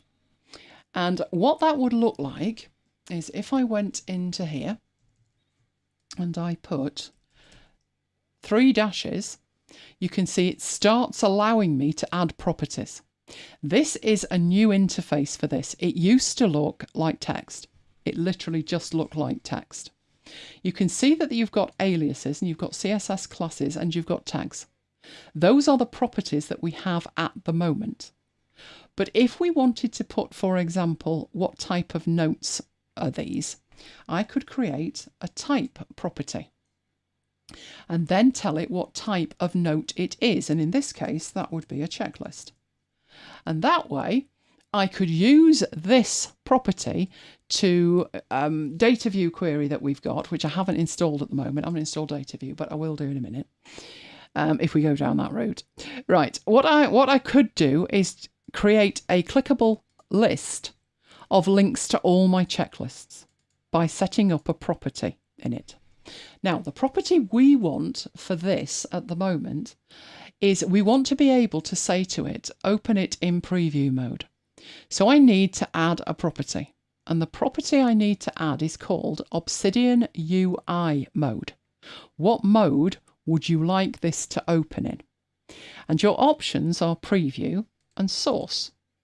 Now, if this is my checklist and I'd like these color coded and I just want to check my options there, then I'm just going to type in here preview. Open that as a preview. Right. So let's close the file. And then over here, there's our checklist. Let's open that up. That isn't working, is it? Why are you not working? Why are you not working? Have I not done something? No, that should be it. You swine. Why are you doing that? Okay, let's go in here and open it from there. So that's our checklist. I have no idea why that is not actually working. It should be opening in preview because that is in there. Have I done something wrong? I don't think I can because I copied and pasted and it's working in my other vault. Okay, let's have a look at the other vault then.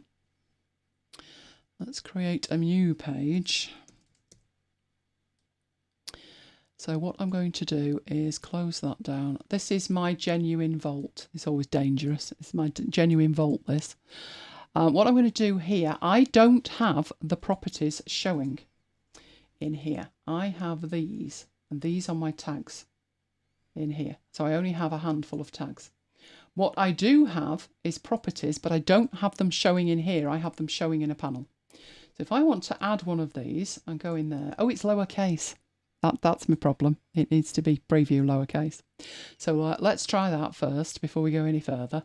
Right, let's go in here and change that to lowercase. Oh, why was I convinced? Oh, good grief. Now it's auto-correcting itself. And we don't want that.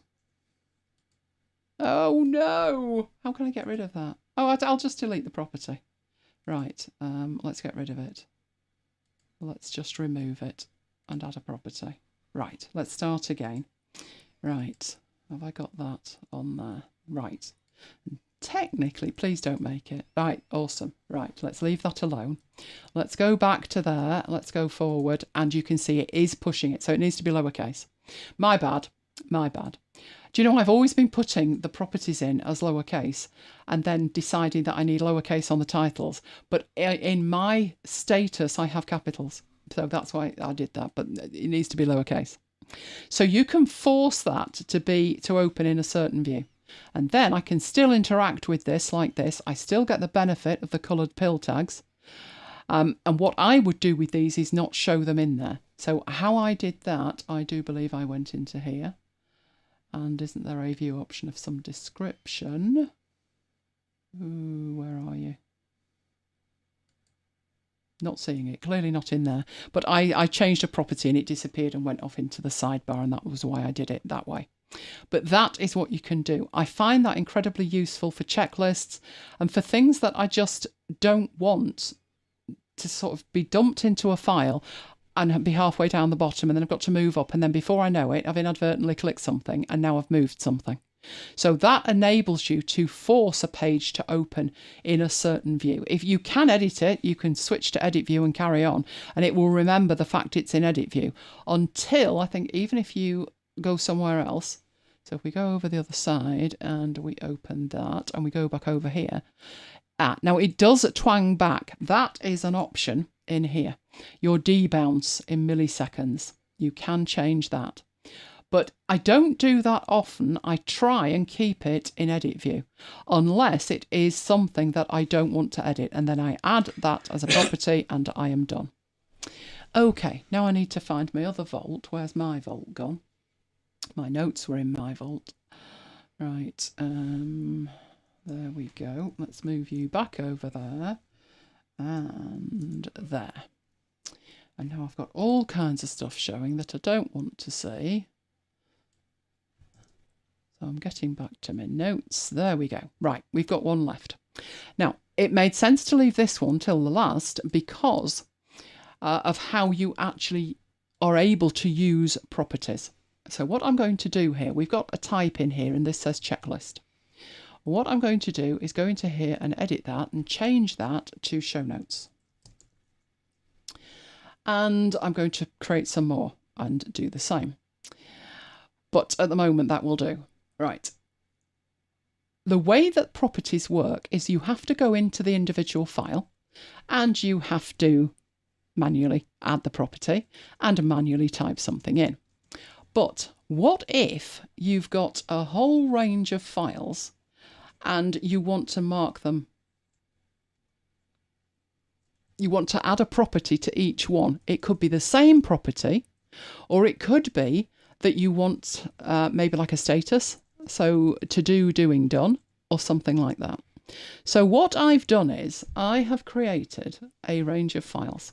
These are blank text files with an MD extension. Guess what they are? They are the After Hours shows, or I would like them to be. Let's put it like that. So how am I going to do that? Well, I don't think I should import them as 01, 02, 03. So what I'm going to do is I'm going to open up a Better Finder rename. I am going to drag all of these files down there and show you that I've got this set up to create sequence numbers that start with the words After Hours, space dash space, and then puts 4 numbers on it. So they become After Hours and all of the numbers. And I'm going to perform the renames. That's it. They're done. So now in here, I have these files. Right, next thing to do. These are my files. We're looking at the files in my vault. I'm going to add a folder, and I'm going to call it After Hours. And in After Hours, I am going to drag in 213 files. And they're all going in that folder, hopefully. There we go, 113 files. If I were to click on one of these, there's nothing in there, including properties. There's no properties. So if I go to this first one, you know, if I type dash, dash, dash, it will show me the properties. And I want this to be type, and I want it to be show notes. And I need that in all of these files. Good luck with that. You'll be a while. Now, is there anything I could do about that? There is. Because if I go into here and I look at source mode, that is what it looks like. Because remember, Obsidian is plain text. And because Obsidian is plain text, if you are red hot with a text editor and you know regex, you can make magic. You could take all of these files and add those 3 lines to all of them, and you would not need to do anything else. But let's assume that you're not. Let's assume that you're not, that we are in our view in here, and this is how we're interacting with our properties. There is no way that you can select all of the other files and add a property to it. It doesn't do that. But somebody in the community thought it would be cool if it did. So let's go to Browse, and this one is called Multi-Property. Properties. Multi-Properties. There we go. So let's add that, install it, and enable it. There are options in there. Do you want to overwrite? Do you want recursive iteration, which means it will go through subfolders, which with this one, it doesn't matter. What I'm going to do is select number 2, scroll all the way down to today's show, hold the Shift key down, and select 213. And now, right-click on it, add props to selected files. Okay. What properties would you like to add? Well, I already have one called type. And the value is show notes. And submit. And it says, are you sure you want to do this? And of course I'm sure. Now, as I look through every one of these, they are marked as show notes. Oh, wow. Why does that matter? Well, it matters for reasons like this. Let's say I'm going to create an After Hours index. There's a few ways of doing this, but let's just accept this as being one of them. What I'm going to do is go to the community plugins, and I'm browsing for a plugin that we've used lots, which is DataView. The only reason I'm having to install it at this stage is this was a brand new vault and I hadn't installed anything. So I'm going to enable it, all the rest of it, that's it done, and come back into here. So I would like to index these. That's what I would like. And I can do that really easily with a DataView query. So I'm going to come in here, and why are you not pasting? I have definitely copied. You're not pasting. Crying out loud. Talk about one of those days. No, you should be pasting. And you are not pasting. Right, okay. I will do a manual selection of it from next door, where it's coming from, and paste. There we go. So what I've got, I've told it it's DataView. I'd like the results to be in a table. I would like a link with the note, and I would like it to tell me what type of note it is. From, and then the 2 speech marks is anywhere in the vault, anywhere, where the type is show notes, and I want you to sort it ascending. And then when I press enter, off it toddles and it does it. And it's showing me what the file is called. It's showing me what the note is called, and it's showing me the type that it is. So if we go right down here, you may remember that we made the checklist also have a type of show note. So not only is it bringing in all of the after hours, it's bringing in the checklist as well. Anything that has a type of show notes will appear, including, for example, this one. So if I come down here and I put in a property of type and I put a property of show notes and I click back over here, it will add it to the list. And that is why properties are incredibly useful. Moving forward, properties are going to be even more important because they're adding in dynamic views. No idea when, but when it comes, it will be based on the properties in a file. So it's handy to understand properties in a file, which are just YAML at the top of the file, and it's handy to have an extension that will enable you to change them all automatically. And that was our fifth one. So you got any questions on that? Carol says, are you able to share your tag pills CSS file? I can do. I don't know whether it'd be that much use to you because when you look at it, they are words that mean something to me, but I can certainly share the syntax of it for how you create them. Absolutely. That's it? Yeah. Okay, let's, no, we need to minimise that. Where you toddle. Right, let's go back into here. So there were 5 of them. Those were them: checklist reset, code block customizer, tag wrangler, force note view mode, and a multi-properties. Multi-properties is to properties what tag wrangler is to tags. So they are very similar in terms of if you're using properties or you're using tags. And I found those really useful. So there you go. Right, freebies. I've got an app that we have looked at before. I can even tell you exactly when we looked at this. Do you remember just before COVID? Well, actually, yeah, it was just before COVID, but COVID was still rife at the time. February, we went to Alveston. And because I'd recorded the show, I was able to demonstrate the app. I cannot demonstrate this app live. It would be completely meaningless. But it is an app that allows you to clean your keyboard. It's called KeyboardClean Tool. The reason that is important is if you've got a laptop like my Possess 2018 MacBook Air, even with it, you can't actually turn it off. It doesn't have a button anymore, does it? You know, like a proper solid button, like a light switch. As soon as you touch the keyboard, the thing turns on, and I'm trying to clean the keyboard. So obviously for my Logitech keyboard, not needed. I would just turn it off and clean it. But for a laptop, really useful. This is another one because what happens is it's been turned down to get in the App Store. As you can see, they were told that it wasn't allowed in, it wasn't useful. Ludicrous. It's very useful. So they've put it out independently. The reason it's important is, you know, these apps are free and they need time and loving care spent on them. And what happens, unfortunately, is that the developer just can't keep them going. So the old ones have dropped off their twig, but this is a new one and still works. So if you are in the need for something like that for your laptop, I would recommend that one. As I say, it doesn't make a good demo. I've turned the keyboard off, you can't see anything. I'm cleaning the keyboard, you can't see anything. But they are good apps. They are very handy apps to have. Right, let's move on. There's a question from Jamie. Okay, what's the question? The question from Jamie is, friend is thinking about getting Obsidian, will be using Apple, Windows and Android. Is there a way to have access to all devices without the paid sync? Yes, there is, but it's a bit of a nightmare to set up. I have heard you can do it via GitHub. And there's a couple of other options as well. I did try at the beginning because I was only testing Obsidian at the beginning. I did try iCloud and it lasted for 2 whole weeks and then died a sad death.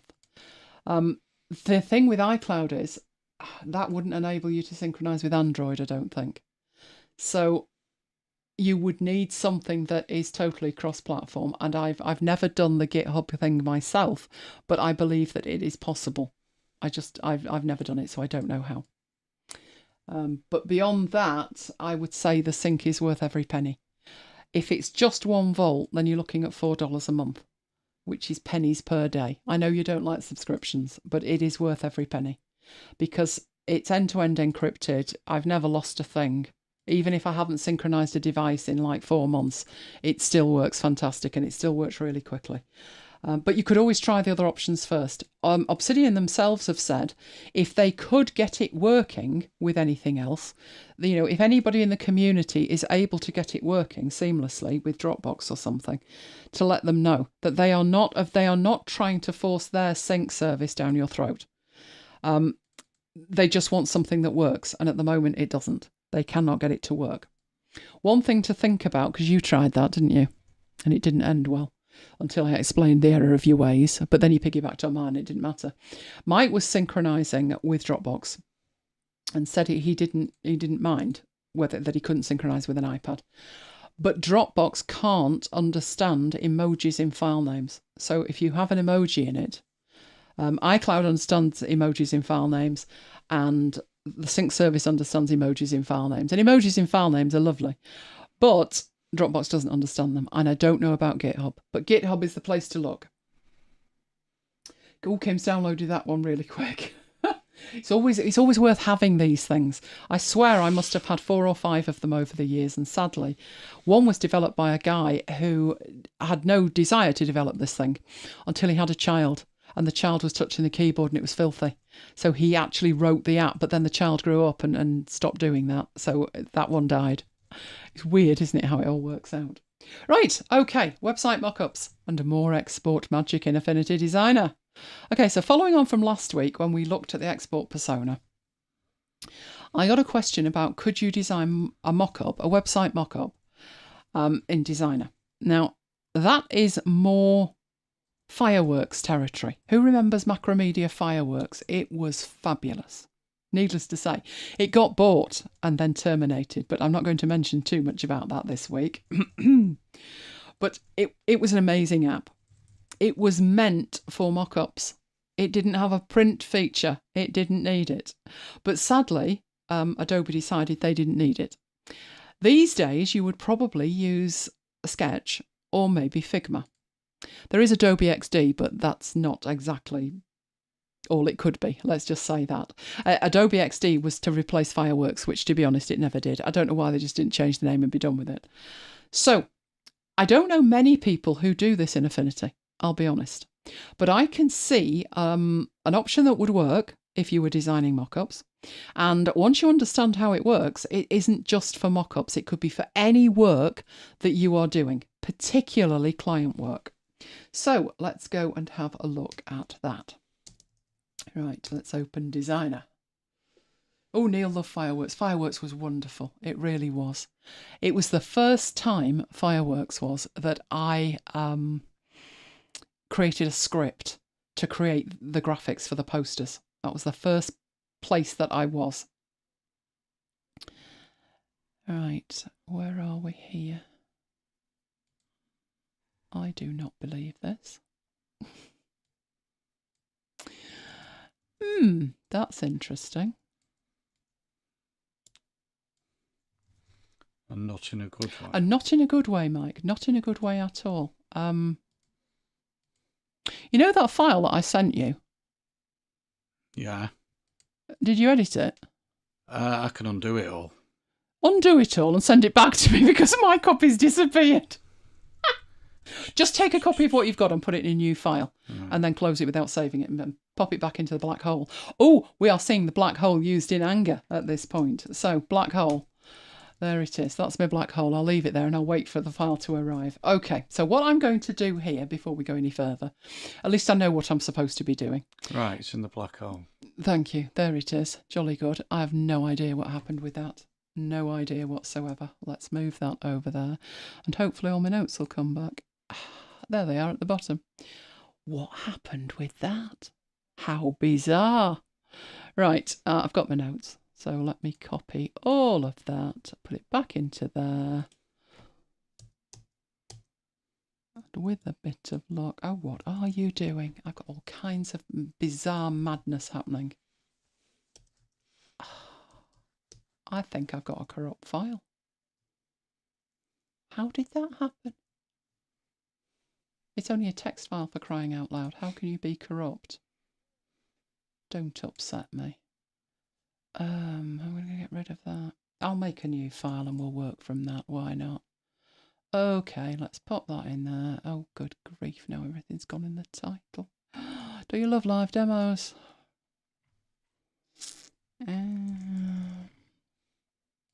Right, I've got it. I've got it. That should not happen. Okay, right, back to where we were. There we go. Okay, so I've got this file. Pretend that that is going to be a website. Now, before you start designing it, it's easier to do this before than it is after. But obviously, I'm going to need some kind of header. I am going to need some kind of footer. And I'm going to need some kind of branding in there. But before you even start that, go and create a document palette and create some global colours. I usually call my first document palette document, and these have like the standard ones in there. So let's pick this and then choose a pretty colour. Let's go for a sort of greenish thing. That'll do. And that's going to be my first global colour. So what I'm going to do with that is you have an option to add it to the palette, or if it's a document palette, you can add it as a global colour. And I am going to call this, no, I don't need to change it. I need to rename it. I am going to rename that to primary. Now, the reason I'm going to do this kind of thing is that I would expect a client to be talking a client through what they've got, and then they decide they want to change the colour. So by having global colours, we can do that. If you've never seen a global colour before, as I change this in here, you can see the bottom one is changing. Why isn't the top one changing? That's not changing because I didn't apply the primary colour to it. It just happened to be the right colour. Once I've applied it, I can go into it, edit the fill, and they both change. That's the essence of a global colour. So I have my first global colour. Right, I'm then going to put in some very basic, do not laugh at my website design, a very basic mock-up for this. So I am just going to put in a few buttons. So I will make a button there, I reckon about 450 for the width of the button. That will do, and height-wise we'll make it 120. So now I've got a button. Now, it has used the primary colour on that because that was the last colour I used. To prove that point, if we go in and we edit the fill, you can see they are all changing. So that's still working absolutely fine. Right, and I need multiple copies of this. I need 4 copies of my button, like that. And I probably want them moving that way a bit. That'll do, and they need to be lined up properly. So in here, let's have them lining up to the top. And I would like to distribute them like that. So now I've got my buttons. I'm going to need like a home title up here. I'm going to need copyright at the bottom, and I'm going to need something to house an image. So I will just put a placeholder for that there. The colour of that does not matter in the slightest. It's just going to be my placeholder. But that's where my image is going to go. Right, next thing I need some text. So I'm going to put there home and make that a little bit bigger so we can see it. And at this point, before I do anything else, are you lined up with that? I think you are.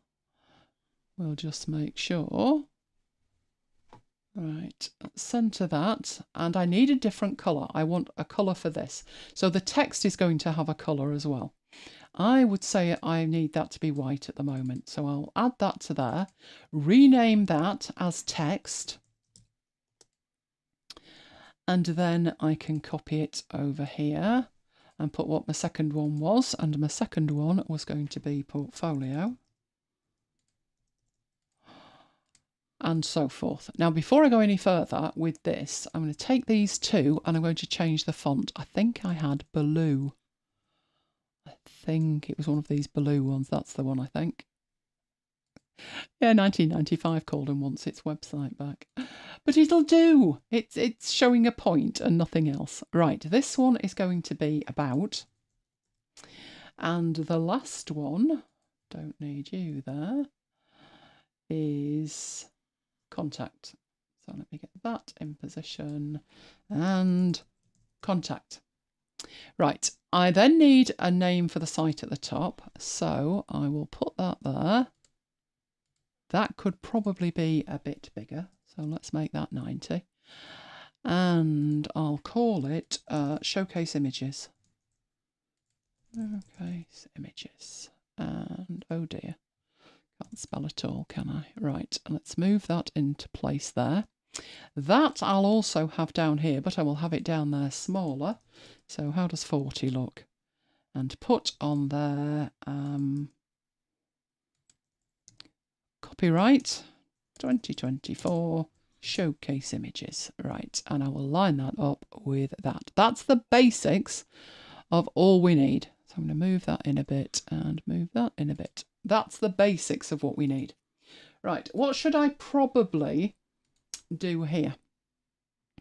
Well, you may or may not be minded to name your layers, but please name your layers. Future you will thank past you. So this is my header. That is the background of my footer. This one is home. Who names their layers? All of them. I do. But you don't, do you? I do. Do you? Yeah. Is that because you're frightened? If you give me something to check and I say, why aren't the layers named? I always name my layers.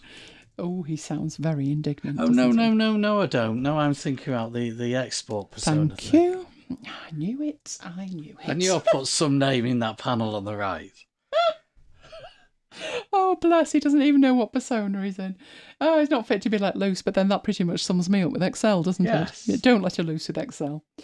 Right. I start fixing things that aren't broken in Excel, have you noticed? I'll do things manually and you say, why didn't you use the X function? Because I didn't know it was there. That's why. Right. So I've got about portfolio. There's the copyright. There's Kim names her layers. You see, Kim knows that future her will thank Yes. past her. Bitter experience. Right, so this is my image placeholder. There's the home. These are just named as the text at the moment. Right, so far, so good. Right, this I'm going to put an image in shortly. But what I'm going to do is set this up for an export before we go any further. Because this is showing you the option for export that is particularly useful in cases like this, because to get this from a designer into a real website, I can't just export that. I mean, I've seen worse. Do you remember the first dog site? It was beautiful, but it was all graphics. Do you remember the choir site? I do remember the choir site. This was when Mike had all his images local and wondered why he could see them on his machine and I couldn't see them on mine because they weren't in the cloud, Mike. Oh, we were naive, but be honest, it was 1993, wasn't True. it? Yeah, we were amazing that we were actually designing websites. Oh, Kim says, I've learned to do what Elena might teach me and then I'll thank myself later. Exactly. Right, so everything is named at this stage. But if I came to export this, let's go into the export persona. Right, all I've got is background. I haven't even got an artboard at this stage. What are you thinking? And in there, if I came to export this, it would just export that as a graphic. While that could be turned into a website, future you will be cursing past you if you were to do that.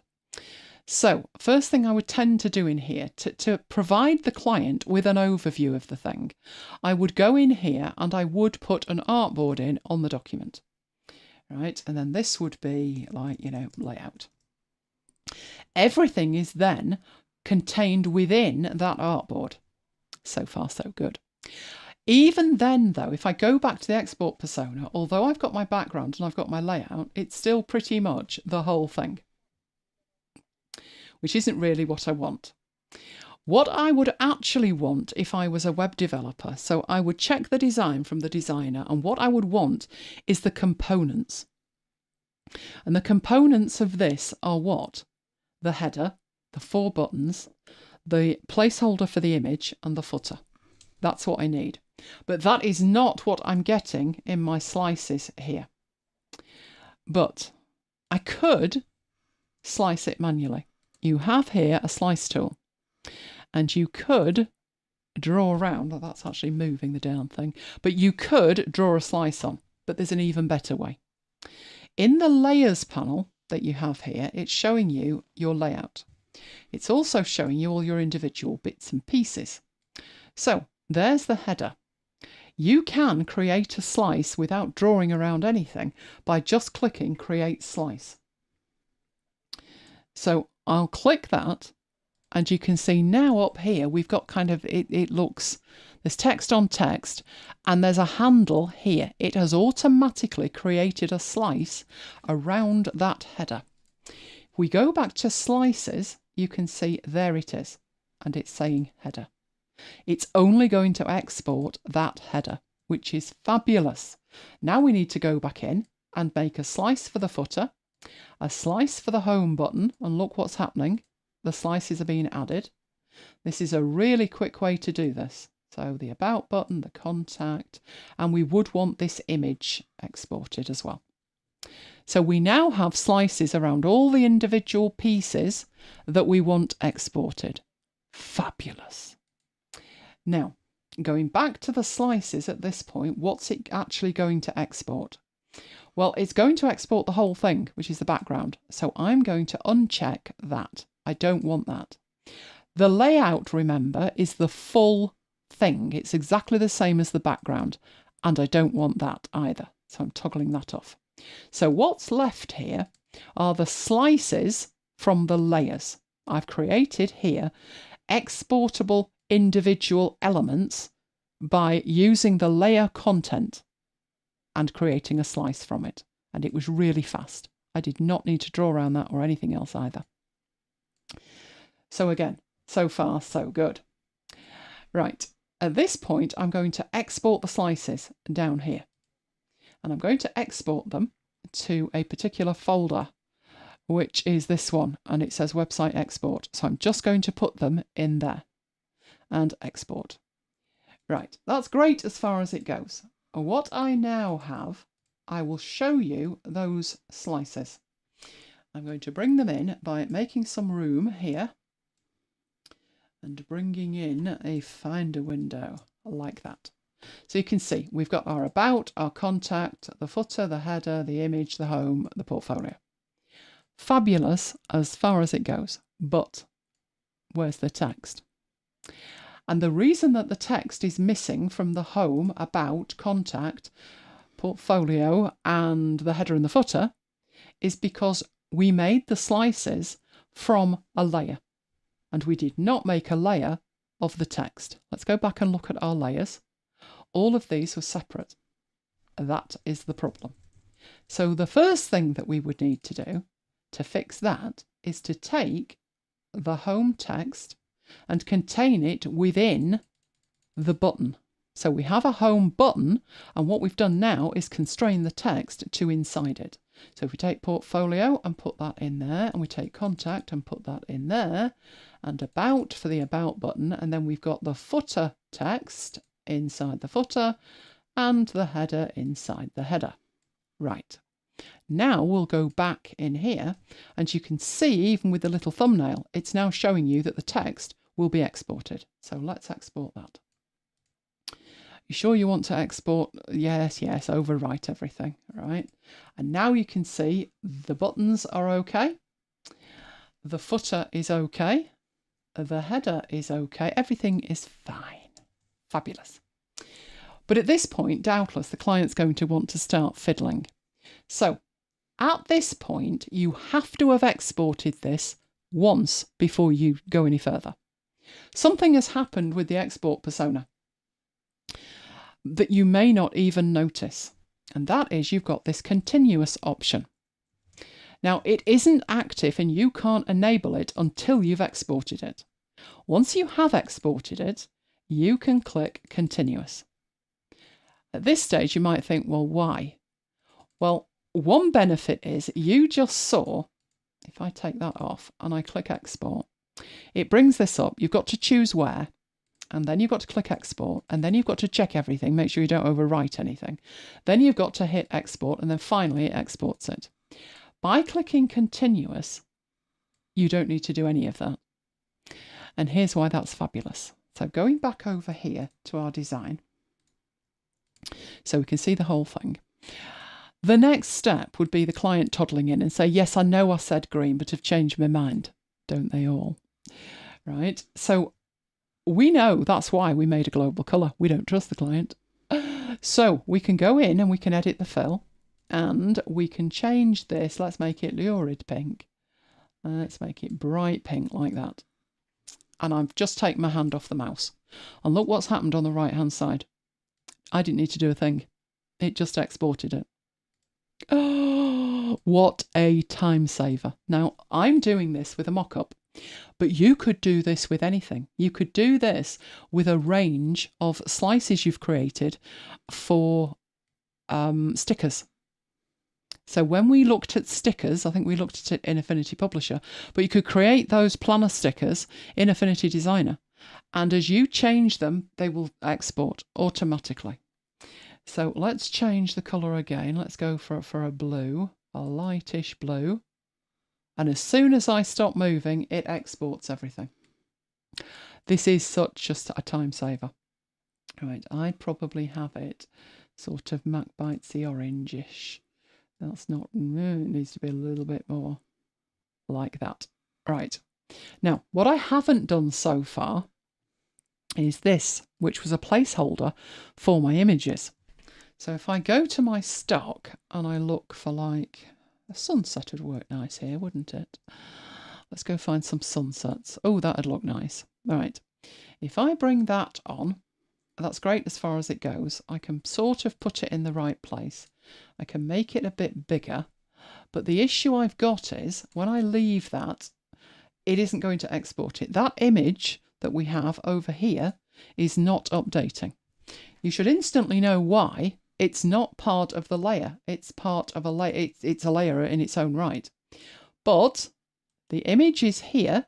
If I drag that inside the image, not only is it going to be constrained to that, but when it exports, it will export the image. If I change my mind about the image, so let's have that one. Do you know my granddad loved sunsets?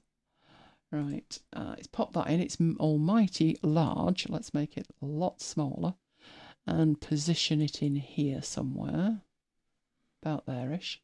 Take that and put that inside the image as well, and that will automatically update. How fabulous is that? I think that's amazing. I love that. Did you know about that, Mike? No. No. Now you do. Mm.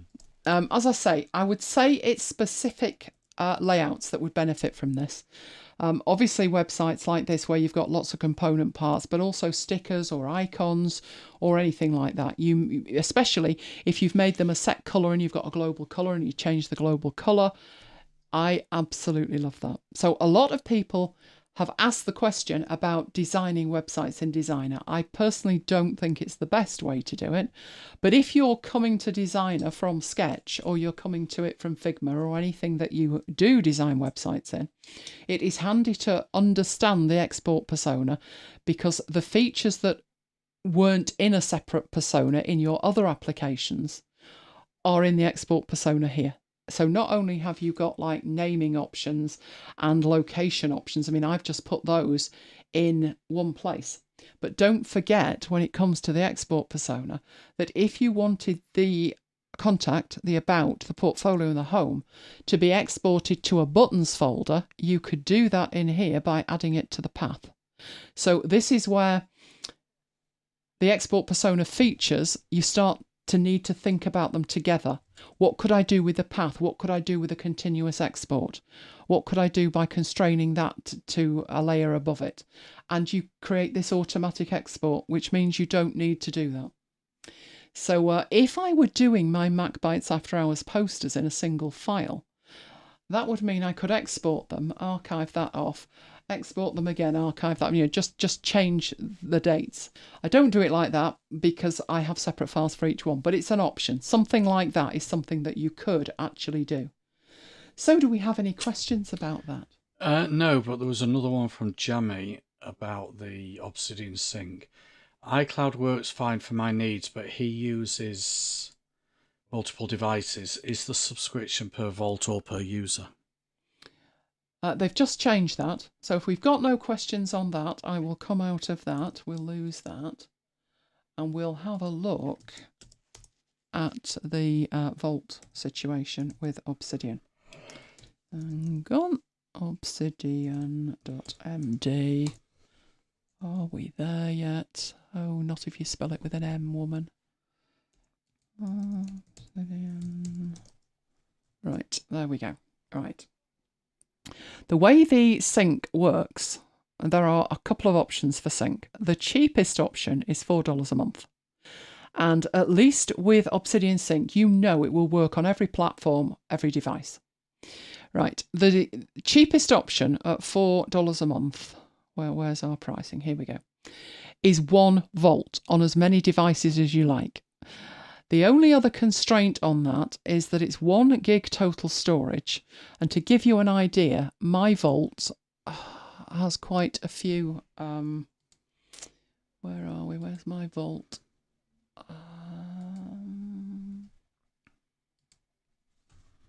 Mission control. There you go. So that's my Vault. And you can see here just how the majority of my Vault, these are my notes. And my notes are 16, according to that 16 meg. It's not 16 meg, it's nowhere near 16 meg. Hang on. I think, yeah, it's I would say it's about 6. The majority of it is the hidden folder, which is things like your CSS and your plugins and your hotkeys. So mine is really tiny. That increases if you add audio to it, if you add videos to it, if you add PDFs to it. So the gig it's talking about is everything that is inside your Vault. And everything that is inside your Vault, each individual file can only be 5 meg. And you then get 1 month of revision history. So if you do only have 1 Vault, that is the cheapest option. What I will say is it is absolutely rock solid. Now, the $8 option, you need to talk him into the $8 option here, Jamie, because then you could share it. And if you paid for and he paid for, you'd both have the best sync, and there'd be 8 volts left over. This allows you to have 10 synced volts with 10 gig total storage and 200 meg maximum size. But other than the size limits and the number of volts, these are absolutely identical.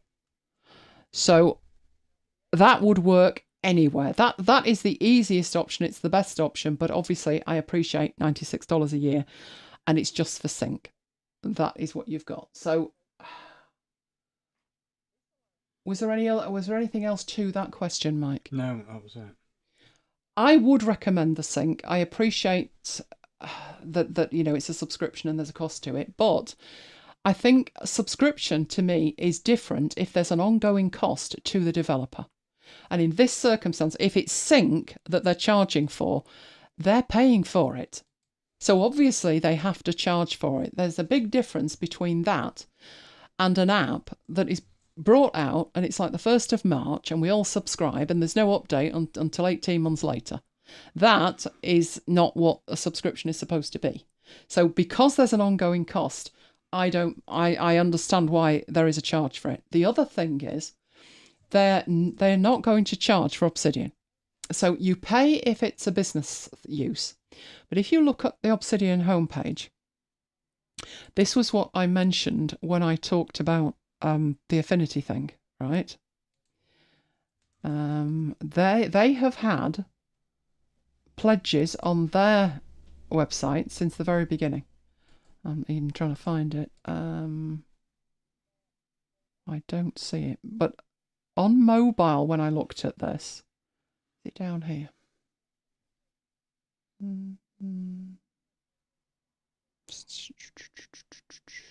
Don't even see it. But it actually said, splashed across it, free forever. Free for personal use forever. And that's been on their website since time immemorial.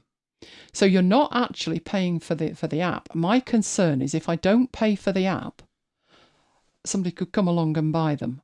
And I don't want that.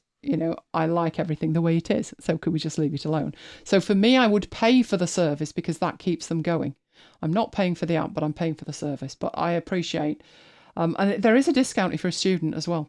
So if you've got a student card from somewhere, log in, check the pricing, and then tell them that you're a student, and I think you get it half price. So at this rate, you could get it down to $2 a month, I think. Jamie says he's considering it. I think if you're considering it, it's a good idea to maybe go in with a friend and then split the cost, because you've seen that $4 is giving you the absolute minimum. But where's the other one gone? It's on sync, isn't it?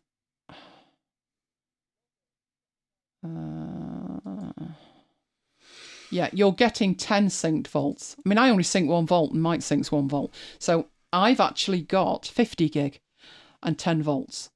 But I use a couple of meg. You've seen it. But I want mine to synchronize as fast as possible. When I was using iCloud, it was like, I'm loving the app. I'm loving working on it. I can work on an iPad if I need to. I've got it on my phone. But iCloud just let me down. Now, that could have been something in iCloud, but when it broke, it took me 5 hours and I couldn't fix it. And that was the point. I said to Mike, I'm spending money. Because if I can't fix it, I can't waste that amount of time, even sort of once a month or twice a year even. I just haven't got that kind of time. And the other problem is you don't trust it.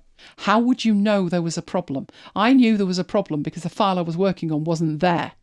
But for crying out loud, what happened to that? But if I didn't know, the other day, I told you I sorted my vault out. I have no files outside the folders. Everything is filed away. And I also went through, I think it's 280 files and added backlinks to each and every one. That's a lot of files that are updated in one go, but everything's synchronized within about 20 seconds and it was done. I need to trust it. And unfortunately with iCloud, I couldn't trust it. But they don't do anything other than that. There may well be in the future. I know Android users use something called SyncThing, but the problem with that is that isn't going to work on the Mac. So we're looking for something that's ubiquitous. And the only thing that is ubiquitous is their sync. Because especially if you're bringing Windows and Android into the mix. I would say it's worth it, but I live in Obsidian. If you're only using it like Mike uses it, would you pay for sync for your use? No. I think what you'd do is, I think you'd put it on Dropbox and you just wouldn't use mobile devices. Yeah, because I hardly use mobile devices now. Yeah, I probably use them more than you. Mm. When I'm lying in a prone position and I think I need to do X, and then I will open it. So think about it. Think about it. Okay, let's head off. Where are we going? We're going into there. Right. Oh, unboxing excitement, because it's not mine to unbox. Right. I need to move that out of the way. I need to click buttons over here. Peter Williams says, what about OneDrive? It can't use anything other than iCloud on iPad. That's the problem. It is the iCloud. It's the iPad side of it and the iPhone that's the problem. But for those two devices, it could use Dropbox, OneDrive, Google Drive, wouldn't matter. But the iPhone and the iPad will not let it use anything but iCloud. So it's an Apple issue. So if you can live without that, you're fine. You can synchronize for free. But if you can't, which I took the decision I didn't want to, no. It's the Apple devices, as per usual, that's the problem. I hear this so much from people who are trying to synchronize Scrivener with anything other than Dropbox. The developer has told them, do not do that. He will not guarantee that you will not you lose data if you do that. And people are still trying to do it. They also get very confused between backup and sync, but that's another story. But they just seem to have it in for Dropbox. They just don't like Dropbox. So they want to use iCloud and Scrivener can't. Or it's not recommended. Well, no, it can't. It can't is the short version, because when you're in Scrivener on iPad, iCloud isn't an option. It's just the same in Obsidian. Dropbox isn't an option in Obsidian, and you can't force it to because the iPhone and the iPad are so locked down. So unfortunately, no, it's that or nothing. Oh, surprise. Yes, exactly. It's Apple. You might know. Right. Okay. Let me move the keyboard and push the button. And you should be seeing my desk and the unboxing thing on my desk. So let's move that. And where's the box? Where's the box? It's not my box. It's Mike's box. Oh, it was Mike's box. Oh, thank you for letting us share, Mike. That's okay. I know what's in it, actually. In fact, should we spill the beans and explain that you had another box, and it was much, much bigger. It was. It was, and we could have unboxed that, couldn't we? We could. Yes. But I've already worn them. Yes, but we figured that worn Wellingtons wouldn't thrill you. So that's why we didn't. So let's get into here and see what's in this box. I think Jammy's going to be quite impressed with what's in this box. Right, so there's the box. There's the contents of the box. So let's do that. I've got rubbish on the table here. Oh, there's two things in it. Two things in it. So let's do the first one first. Keep the second one. So can I actually open this box as well? Yeah, go on, open it. You're very kind. You're very, very kind. Right. But you see, I said you could do the unboxing, but you said you don't like unboxings. I never know what to say. Well, it's a box, isn't it? And you just get excited. Get excited about it. Oh, dear me. Do they have to spot weld these things? So one thing Apple do well is boxes. Right, let's have a look. See, my problem with this is, why didn't you get the one that I recommended? Why did you just totally ignore me and go for something else? There's the user manual. Because that had the things in I wanted. There we go. It's a USB-C hub, isn't it? Is this for your work machine? Or yours? Well, it's for my work machine and my personal machine. Right. Because they're both the same. That's because you've got a laptop that's Windows, isn't it? Mm. I can't actually get... There we go. Right. Let's get that out and see what ports we've got on it. Well, the cable seems quite nice. Good grief. Is it spot welded? I'm in. Ugh, good grief. So you didn't go for one with the RJ45 on? No. But what it has got there... Can we see that? Get some light on it. There we go. It's got a HDMI. At that point, it's got a power in, which I believe is 100 watts, outputting at 60. It's got 3 USBs on it, standard USBs, and a card reader, a big card reader and a little card reader. And it should have a HDMI. I've just told you that. Yeah. That was the first one I looked at the end. There it is. There's the HDMI at the end there. See it? There you go. That's similar to what I got the other week. Let me see where that is. Where did I put I have a new Lenovo, Neil, because the other one died a sad death. So the H key fell off, didn't it? Well, that was one problem. The H key fell off. So I ended up sticking that back on many times.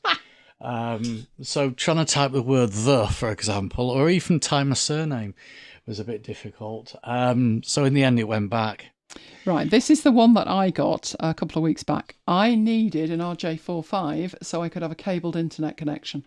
So my RJ45's at the end. I did have a HDMI. There's the HDMI. It did have a power pass-through and it did have 3 USBs, but obviously Mike decided to go for the one with a card reader on it. Size-wise, Mike's is skinnier, but it's longer, like that. So there's the difference between them. But other than that, they are very, very similar, aren't they? Very similar. They're both metal.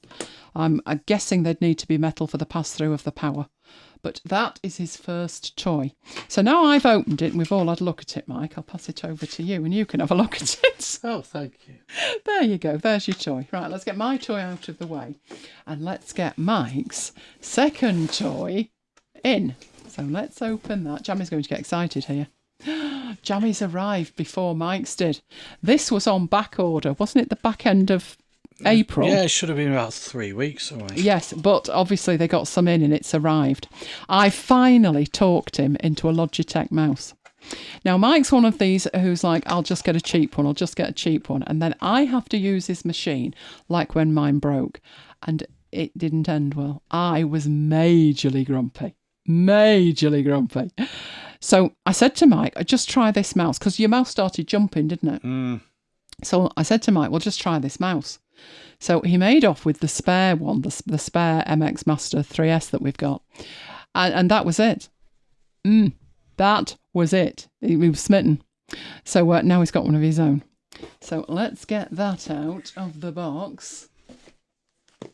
and have a look at that. Oh, good grief, this has got sticky stuff all over it as well. Or at least this one's easier to open. It's got a little flap thing there. There's the flap that we can open. So let's get that open and see the mouse. These are absolutely the best mouse. I'm surprised Renee's not been in and said they are the best mice, because they really are the best mice. So let's get into the box. There we go. And you'll notice it says for Mac. I'm not sure what the difference is, but I tried using one. This is an older mouse of mine that came with a dongle. And your other toy came with a dongle, didn't it? And the issue with that was it worked for 2 minutes. It works better on a Mac with Bluetooth. I couldn't get this dongle to stay connected. So here's the toy. I think my problem with it jumping, Carol, is one, it was really cheap, £5 one, and two, it was broken. In a word. Right, what have we got in here? Oh, there's the mouse. There's the mousey. Mousey, mousey. Pretty mouse. Yep, and there should be a cable. I think the cable's in there. It charges USB-C. So there's the cable to charge it. USB-C. And here's all the bump. No stickers though, I see. Just instructions and stuff. And is there anything in there? No, there's not. It's just a weird shape. It's a really weird shape of box, isn't it? It's like a triangle. But there's foam in it of some description. So there's his toy. His other toy. So we'll have to set that up for you, won't we? Yeah. So do you want to tell them what else you got last weekend that arrived in those boxes they saw? Or shall I just show them mine? Shall I just show them mine, which is over there in a box? This is for my iMac, which came back and I'd forgotten. Well, when my iMac went away, I was using this keyboard, which is a Logitech keyboard. So I'm trying to use my iMac, and the bad words are being said about the keyboard. So when they were on offer last week, I got myself a second keyboard. And I wasn't on my own, was I, Mike? Mm. Mike got himself one as well. So they arrived last Saturday, didn't they, with the office boxes? So those two big boxes that were on the desk had these in and the office stuff. So I haven't even opened mine yet.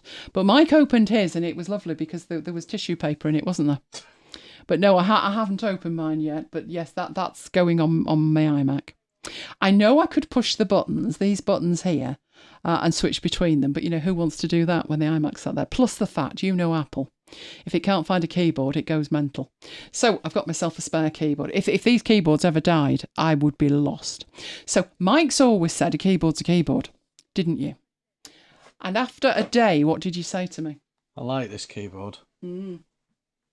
So come round to my conclusion, a keyboard is not always a keyboard. No. Is it? No. No. No, it's not. No.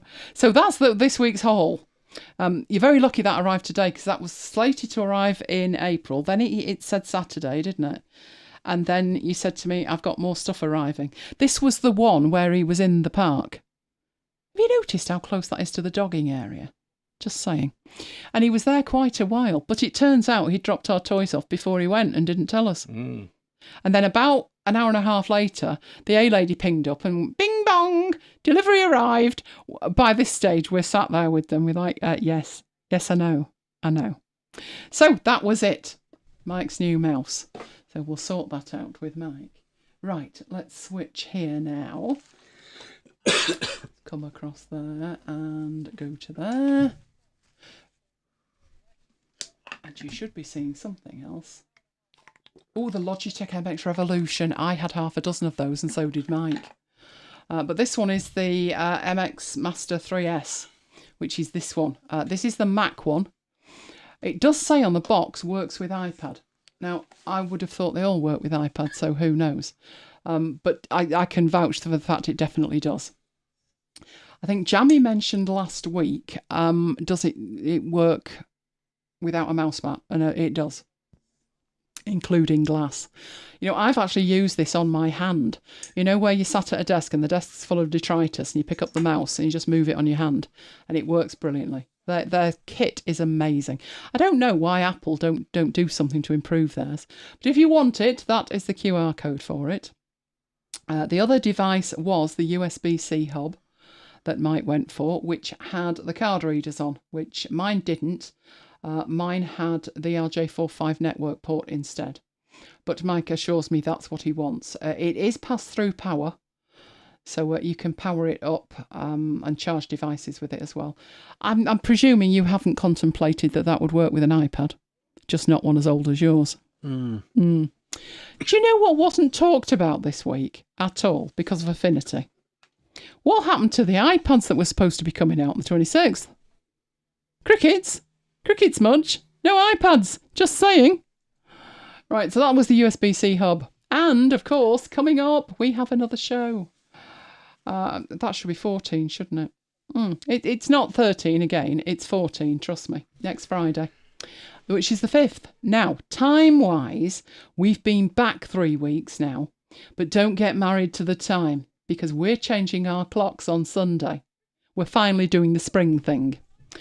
So next week's show will be a different time for those in the States. If you are Pacific time, Seattle and a surrounding area, it will be 1 p.m. And if you are Eastern, it will be 4 p.m, which is actually our usual time. Just unfortunate we came back in the middle of Do Not Copy and Paste 3 weeks, isn't it? Why 3 weeks when sometimes it's 1? It's been a long time. So all our work's been at different times, hasn't it, for 3 weeks? True. So be aware of that for next week. Obviously, everything we do is available on demand, and you will find it at youtube.com/Elaine Giles, particularly the playlist, which you can get to easily at macbites.co.uk/After Hours playlist. And of course, you know we love you guys, or we wouldn't be back, would we? No, not with the grief YouTube is giving us. So what you can do right now is to put a like on the video.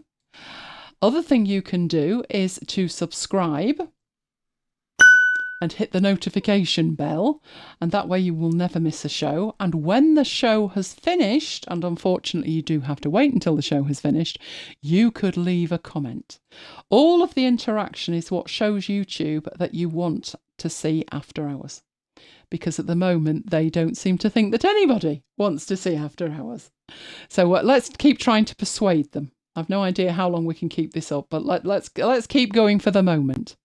If you want details of all the stuff that I do, you will get that by going to elainegiles.com/VIP and sign up for my mail and all of the MacBites stuff. We would have talked about iPads, wouldn't we, if there'd been any? Crickets. Do you know it's 6 years since I bought an... Oh, no, it's not. Hang on a minute. It's 3 years since I bought an iPad. And you know what happens at the 3-year mark, don't you? Don't get any Apple Care. I could have been interested then. But you would find that out at macbites.co.uk/macbites-mail. And then there's Slack, where we carry on the conversation. So you can imagine how busy it was on Tuesday. What have Affinity done? Oh, yes, it was busy on Tuesday. If you would like to join us, go to macbites.co.uk/join Slack. If you are already a member and you want to access Slack, you just need to go to macbites.co.uk/Slack and you would be able to join us. So let's click that and we're good to go. So have we got any questions on that? Oh, Neil says it's morning in Sydney. If it were on GMT, the morning would be 11. Oh no, 11 p.m. Oh dear. That's not grand, is it? Oh, it's all the Earth's rotation, is it? I just wish they'd make their minds up. I mean, why we can't all do it at the same time or not do it at all? I really don't care one way or the other. I really don't. I just like it quite dark. You are very welcome. We've got 2 steps away. Thank you, Elaine and Mike. Appreciate you both. We appreciate you being here. Thank you very much. If you've got any ideas for anything you would like to see covered, let me know. Have I got stuff next week? Trying to think about it. I think I have. I've definitely got freebies. I've already got freebies. Beyond that, I don't know. I'll see if I can buy something else at Amazon. What, like Wellingtons? Oh, yeah. Oh, I'll tell you what would make a really good unboxing if we could find one. Needless to say, we can't. What the heck happened to the dog harnesses? When we had Maya, they were all telling us, because he was our first dog, right? Yeah, we were keen, but naive. And everyone was saying, get him used to walking on the lead while he's in the house, because they can't go out. He arrived at 7 weeks, didn't he? And he didn't go out till 14 weeks. So he was here for 7 weeks before you can take him out, because he's got to have his jabs. So he walked on the lead like an angel, didn't he? You just clipped it on and, oh, he was fabulous until we opened the gates. And that was it. He then ran out at 300 miles an hour with us in hot pursuit. He snapped the first lead before he actually went out. Sammies are very strong. They are pulling dogs. So it was like, yeah, a collar's not going to do this, because he would just pull and pull and pull till he choked himself. So it was like, right, okay, we'll get a harness. And then it was like, and we'll get 2 leads. And we'll put one lead on the harness and we'll put one on the collar. It'll be fine. Then he snapped 2 in one day, so then he had to have 3 leads. But the thing is, Lola arrived with a harness. And this harness wasn't like any harness I'd ever seen. It goes on over her head, and she doesn't like it. She doesn't want to put her head through it. So I said, well, we'll get one like Maya had. And the difference is you pop it on the floor, and you've got like 2 holes where the legs go. You pick the dog up, you kind of straddle the dog, pick the dog up, put the 2 front paws in the gap, lift up the sides, clip it, you're done. They are fabulous. And obviously Maya, because he was so strong, he was breaking them. I would say one lasted about 2 months, if you were lucky. We were buying them wholesale, and we always bought the same ones. So when Lola arrived, there we are in Pets at Home. And I said, we'll get a red one. We'll try it for size while we're here. Popped her in it. It was fine. This was October 2019. Clearly, she's not quite as destructive as Maya, because she's still wearing the same harness. But we've reached a point where it's looking a little worse for wear. So I goes to Amazon. I typed in the brand name and I typed in harness, and I'm looking at that and I'm like, what is this? Honestly, it looked like something that you would find in a shop of an adult nature. I'm like, how does that actually go on? I might say, I think it's sideways. Then you tried the pet shop, didn't you? Yeah. And he even let them try it on. Wasn't one too small? One was too small. So that wouldn't work. And the other one went on over her head, and she didn't appreciate that either. So much so, he had to give her treats, didn't he? Free treats to calm her down. She did all right out of it. But we can't find a harness.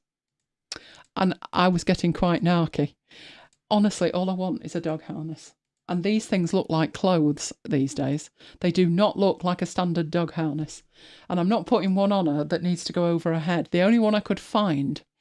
Is anybody following the adventures of Sophie from Romania? That is Rory and Diane Keflin-Jones's dog. She was a rescue from Romania, and she was really timid. And it's taken them 15 months to get a harness on her. And the thing is, it goes on over her head. So I said to Mike, as I was cursing the fact that these harnesses weren't what we were looking for, and I said, I wonder why the dog trainer persisted with trying to get this thing over her head. Why not just get one that you put the feet in?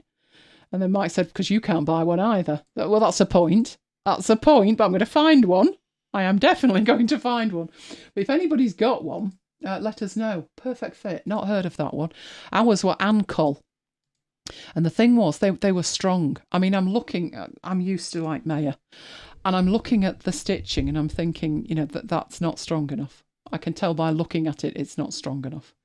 I mean, that when we bought these leads, they were advertised. There was a big like placard where they were for sale.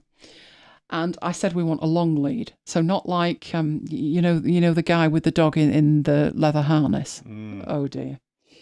I think he took his sense of masculinity from the dog. He wanted like a leather lead, and I said, no, we want something that's flexible, so you can have a spare and stuff. So we got these leads, and they were advertised as being unbreakable. So obviously we looked and laughed, and we were quite right. So he snapped a lead, and he was about 10, 12 weeks old. You can imagine him at 4 and 5. That's why he had 3 leads on. And there were spare leads in the bag as well, which actually a couple of times you've needed, haven't you? Do you remember when you found that dog running up the street? Yeah. And this woman was trying to catch this loose dog.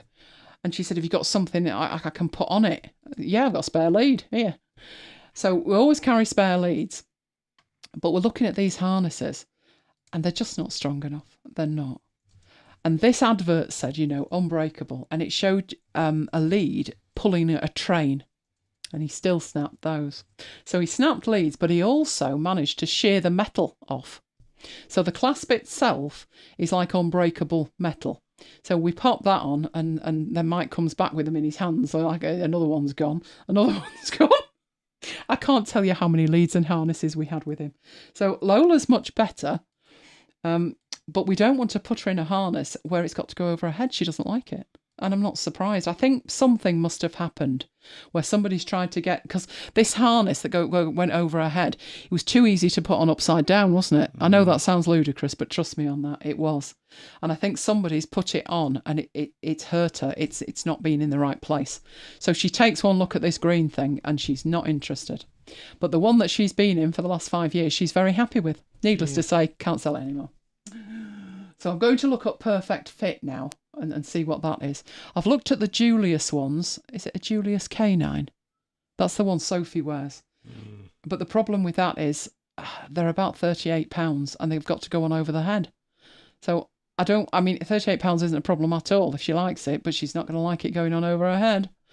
And I can't find one that's strong enough that won't snap or fray or anything else that she might choose to do with it. And we had to tighten the thing the other day, didn't we? She'll tell you that she's, losing weight and needs more treats. But I actually think she probably stretched it. Right. Jamie says, also bought the Windows version of the mouse. The other half, apparently, it's on his wish list for ages. You can't get better than Logitech when it comes to devices. You really can't. Toblerone Thomas needs a new Mac desktop. No, he doesn't. He definitely doesn't. He doesn't want one, do you? No, because now they're all whatever Macs, and that would give him problems with parallels. So no, he doesn't want a new Mac. That was why we bought two twins 2020 iMacs, because he figured I'd kill mine way before he killed his. Hopefully within the Apple Care, which is exactly what happened. It went back for Apple Care, and now it's sat there. So if anything happens to Mike's, he will take my other one because it's the newest Intel chip we've got. So he definitely doesn't want a new Mac. We'll just have to wait and see what happens down the line. I can imagine, to be honest. I mean, that laptop of yours is pretty good, isn't it? It's fast and everything. And the screen's great. It's got a 17-inch screen, that. And it wasn't that expensive, was it? It was about £1,600. Oh, it was then. I was thinking... Oh, it's your mother's I'm thinking about. Yeah. Because that one was pretty decent once you'd finally got the account on it. Yeah, I've got all of that to look forward to on Tuesday, haven't I? Day 3, transferring account 1 to account 2. But I could see Mike getting a Windows desktop. This is what it's come to, Apple. This is what it's come to. What can you say? Oh, Carol says Finn's got 2 leads, one on the collar and one on the harness. I think that's just safest. I really do. It was so funny when I saw Sophie out walking, because she's not been out walking that long, that Rory had put one on the collar and one on the harness. Now, clearly it's because she's got no idea of what recall is, and neither does Sammy. I swear. I mean, Maya would just run and run and run, but every Sammy's like that. That's what they do. There was a lady in Blackpool, and she lived kind of near Blackpool, the other side of St Anne's, wasn't it? Or was it before St Anne's? It was near St Anne's. It was near the airport. And this place was about... How far's Fleetwood from there? Must be easy. 10 mile, 12 mile? And obviously there's a beach. Well, these Sammies got out and she's chasing after them. They ended up on the beach and they started running, and that was it. They ended up in Fleetwood, which, like I say, is about 10, 12 miles away. With her in hot pursuit, she decided in the end to go and get the car. And the only time they'd stopped running was when they came to the end of the beach. Sammies are absolutely clueless when it comes to coming back. No matter what you try and do, they're just runners. So that's why we did it. I'm imagining Sophie just doesn't understand recall. But, a lead can snap, a harness can snap, a collar can come off. And wasn't it about 2 weeks ago, there was something in the park? One was antifreeze. What was the other one? Rat poison. Rat poison. A bag of rat poison in the park. You let your dog off a lead. How on earth do you know what it's eating? It scares me. I mean, Lola will come back, actually, won't she? She does. She would come back. But the thing is, what's she sticking her head in? Maya always used to love, like, the bushes around the edge of the park. And this particular day, he went out, came back. He was absolutely fine. He was sat there. We went out to have lunch together, and my mum was looking after him. And the restaurant was closed, and we ended up coming back. And as I walked in, I said, "What's that black mark on him?" And he had what looked like a tiny black mark on his head. I got closer, and it was a tick. And he didn't have just one, he had 3. So he'd obviously stuck his head in a bush, came out with 3 ticks. Now, if you've ever tried removing a tick from a dog, it's a living nightmare. There's a few methods that they recommend, but if you just try and pull it out, the danger is you won't get all of it. That the claws kind of hook in and you won't get all of it, and the poisonous part is still there. So straight away, we're onto the Googles. Right, what's the best way to get rid of these ticks? One was to put Vaseline on it so it couldn't breathe, and then wait half an hour and then try and extract it. And at that point, it wouldn't have the kind of cling-on mechanism. But obviously, it was Saturday, probably about 12:30, lunchtime. And I said, I'm going to ring the vet and see what the vet thinks. This was when we were on vet number, I've lost count at this stage. We had quite a few vets, each one worse than the last. So I rings the vet. Now, you've seen Lola, you've seen Maya. Samoyeds are furry. They have a double coat and their fur is at least 4 inches long. So I gets on and I said, I'm not too concerned about getting a tick off like his body. I said, but this tick is about 1/2 inch from his eye. So I'm looking for some advice. Oh yeah, we burn those off with a lighter. I'm listening to him on the phone, and did the look on my face say it all? And I just sat there and went, burn it off with a lighter. And Mike looked at me, and my mum was sat there, and her mouth dropped open. And I said, really? So I said, he's a Samoyed. And this guy, the reason we were at this vet's was, he looked after a friend's Samoyeds. They had 3. So he knew the breed. And I'm like, burn it off with a lighter. I mean, there were just no words. So he said, I'm only here for another 10 minutes. But, that's what I'd do. I said, it's fine, you can go. I'm not bringing him in. There I am, sitting with him, thinking, what am I going to do? So I ended up putting Vaseline on these things. And I did manage to extricate them. And it was so funny. Do you remember Mum with a tissue? As we put the Vaseline on, and then I got the tweezers out, and I'm trying to ease these ticks out of his skin. We're putting it on a tissue and making sure that the tick is intact. How many legs has the tick got? But it was better than, and I quote, burning them off with a lighter. So, we don't think it's safe, really, depending on where you are. I mean, if it's your garden, fine. But if you're in the park and you've got bags of rat poison, you've got antifreeze, and you've got ticks in the bushes. So we don't bother. We really don't bother.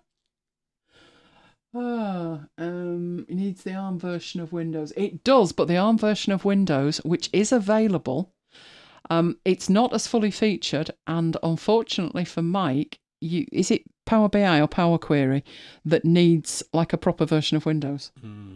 So it's one or the other. The ARM version doesn't cut it, and Microsoft have said that they reserve the right to pull that at any time. So again, it's more jeopardous than it used to be. I mean, I was saying to Mike how wonderful it was with a Mac that you had things like target disk mode, and you could install Parallels or you could install Boot Camp, and everything just worked. And these days, it's not like that. It really isn't like that. You're lucky if you can get, like me, I can't install a font without rebooting. There's no reason. It just won't do it. I mean, yeah, I could rebuild the machine. Life's too short. Who's got time for that? It's not as much fun as it used to be because they've taken to reining in what you can do. So it's just really annoying. Neil says ARM version, they're slow about developing. Yeah, that's the problem. And there are specific versions, there are specific requirements for the Windows version for the stuff that Mike's using, because some of its plugins, extensions, add-ons, it's got to be just so or it won't work. Which I guess, if you think about it, it's pretty much how Obsidian is. You know, you saw me install the data view plugin so I could demonstrate the properties. I don't mind that about Obsidian. Some people may object to that. I love the fact that if it doesn't do something today, I can probably get a plugin. And if they add that feature, I'll just disable a plugin and I'm good to go. Jamie said he'd heard of the lighter method, but not done it that way. I mean, no, just not on any level. I mean, even a short-haired dog has fur. Would you, I mean, just no. I couldn't believe it. We didn't go back to him after that, did we? No. No, I think I hung up and said to Mike, we need another vet. But to be honest, that was my parting quip with any conversation with a vet. We need another vet. Until we got Tom. Tom was fabulous. We ended up at this vet's because it was out of hours. And it was like the local animal hospital. And to be honest, they don't do frontline care anymore. They are now referrals only. But at the time, you could register and they be your vet. So we went in. This was a follow-up to an emergency call. Mayor had been up crying all night. We actually took him in overnight and they gave him a painkiller, and then we went back a couple of days later. And we went in and I didn't take the dog because he was very vocal. So I goes in and there's this vet and he's like looking at me. So I said, hear about my dog. So I told him. So he said, is the dog with you? I said, yes, but with the greatest of respect, the dog isn't paying the bill. I am. So talk to me first. You know, I would like vet the vets to make sure they were good enough to see the dog. So he was fantastic. And I said, I'll go and get the dog before he changes his mind, you know, before the vet doesn't let me in. So I gets outside. I went flying through the doors at my usual speed. And Mike just like kind of shrugged and went, I know, we need another vet. I said, no, get in here quick before we lose this one. You couldn't believe it, could you? Never said that about a vet before. But Tom was different. He was talking about arthritis, which was what the problem was. And he got on the floor on his hands and knees and was showing us, you know, the shape of the paw and what would happen and what we needed to look out for. And I'm looking at this, you know, grown guy, he must have been like 30, on the floor, like flexing his hands and feet to show me. And I thought, that is a good vet. This other guy that was like, burn it off, he used to wear a white coat, didn't he? I think he thought he was Richard Chamberlain in, what was that called? Dr. Kildare. He definitely loved himself in his white coat. And May wandered in, took one look at him, jumped up at him. And as his paw went like towards his neck, his paw like dragged down this white suit and popped all the buttons off. Mayor didn't like his white coat. Mayor was white and he wasn't having this guy in a white coat. And the look he gave us. And I'm thinking, you know, you're a vet. Surely you do things like anal glands. Not being funny or anything, but, you know, and you look disgusted because he's taken a button off? Really? Yeah, so he didn't last long, unfortunately. There we go. Right, okay then. Just use a Wintel machine. That's the thing. I think for what Mike's doing, he'd just get a Windows box and be done with it. Right, if we got no more questions, good night, Renee. I'm going to head off myself. I don't see any questions. Do we have any questions? I don't see no any questions. Right, okay. Well, I hope you all have the most amazing Easter weekend and that you get all the Easter eggs that you so desire. I haven't got any Easter eggs yet. But this time yet, it's only Good Friday, isn't it? So I'm sure I'll find some. So for the moment, it is a good night from me. And good night from me. And we will both see you next time. Stay safe, guys.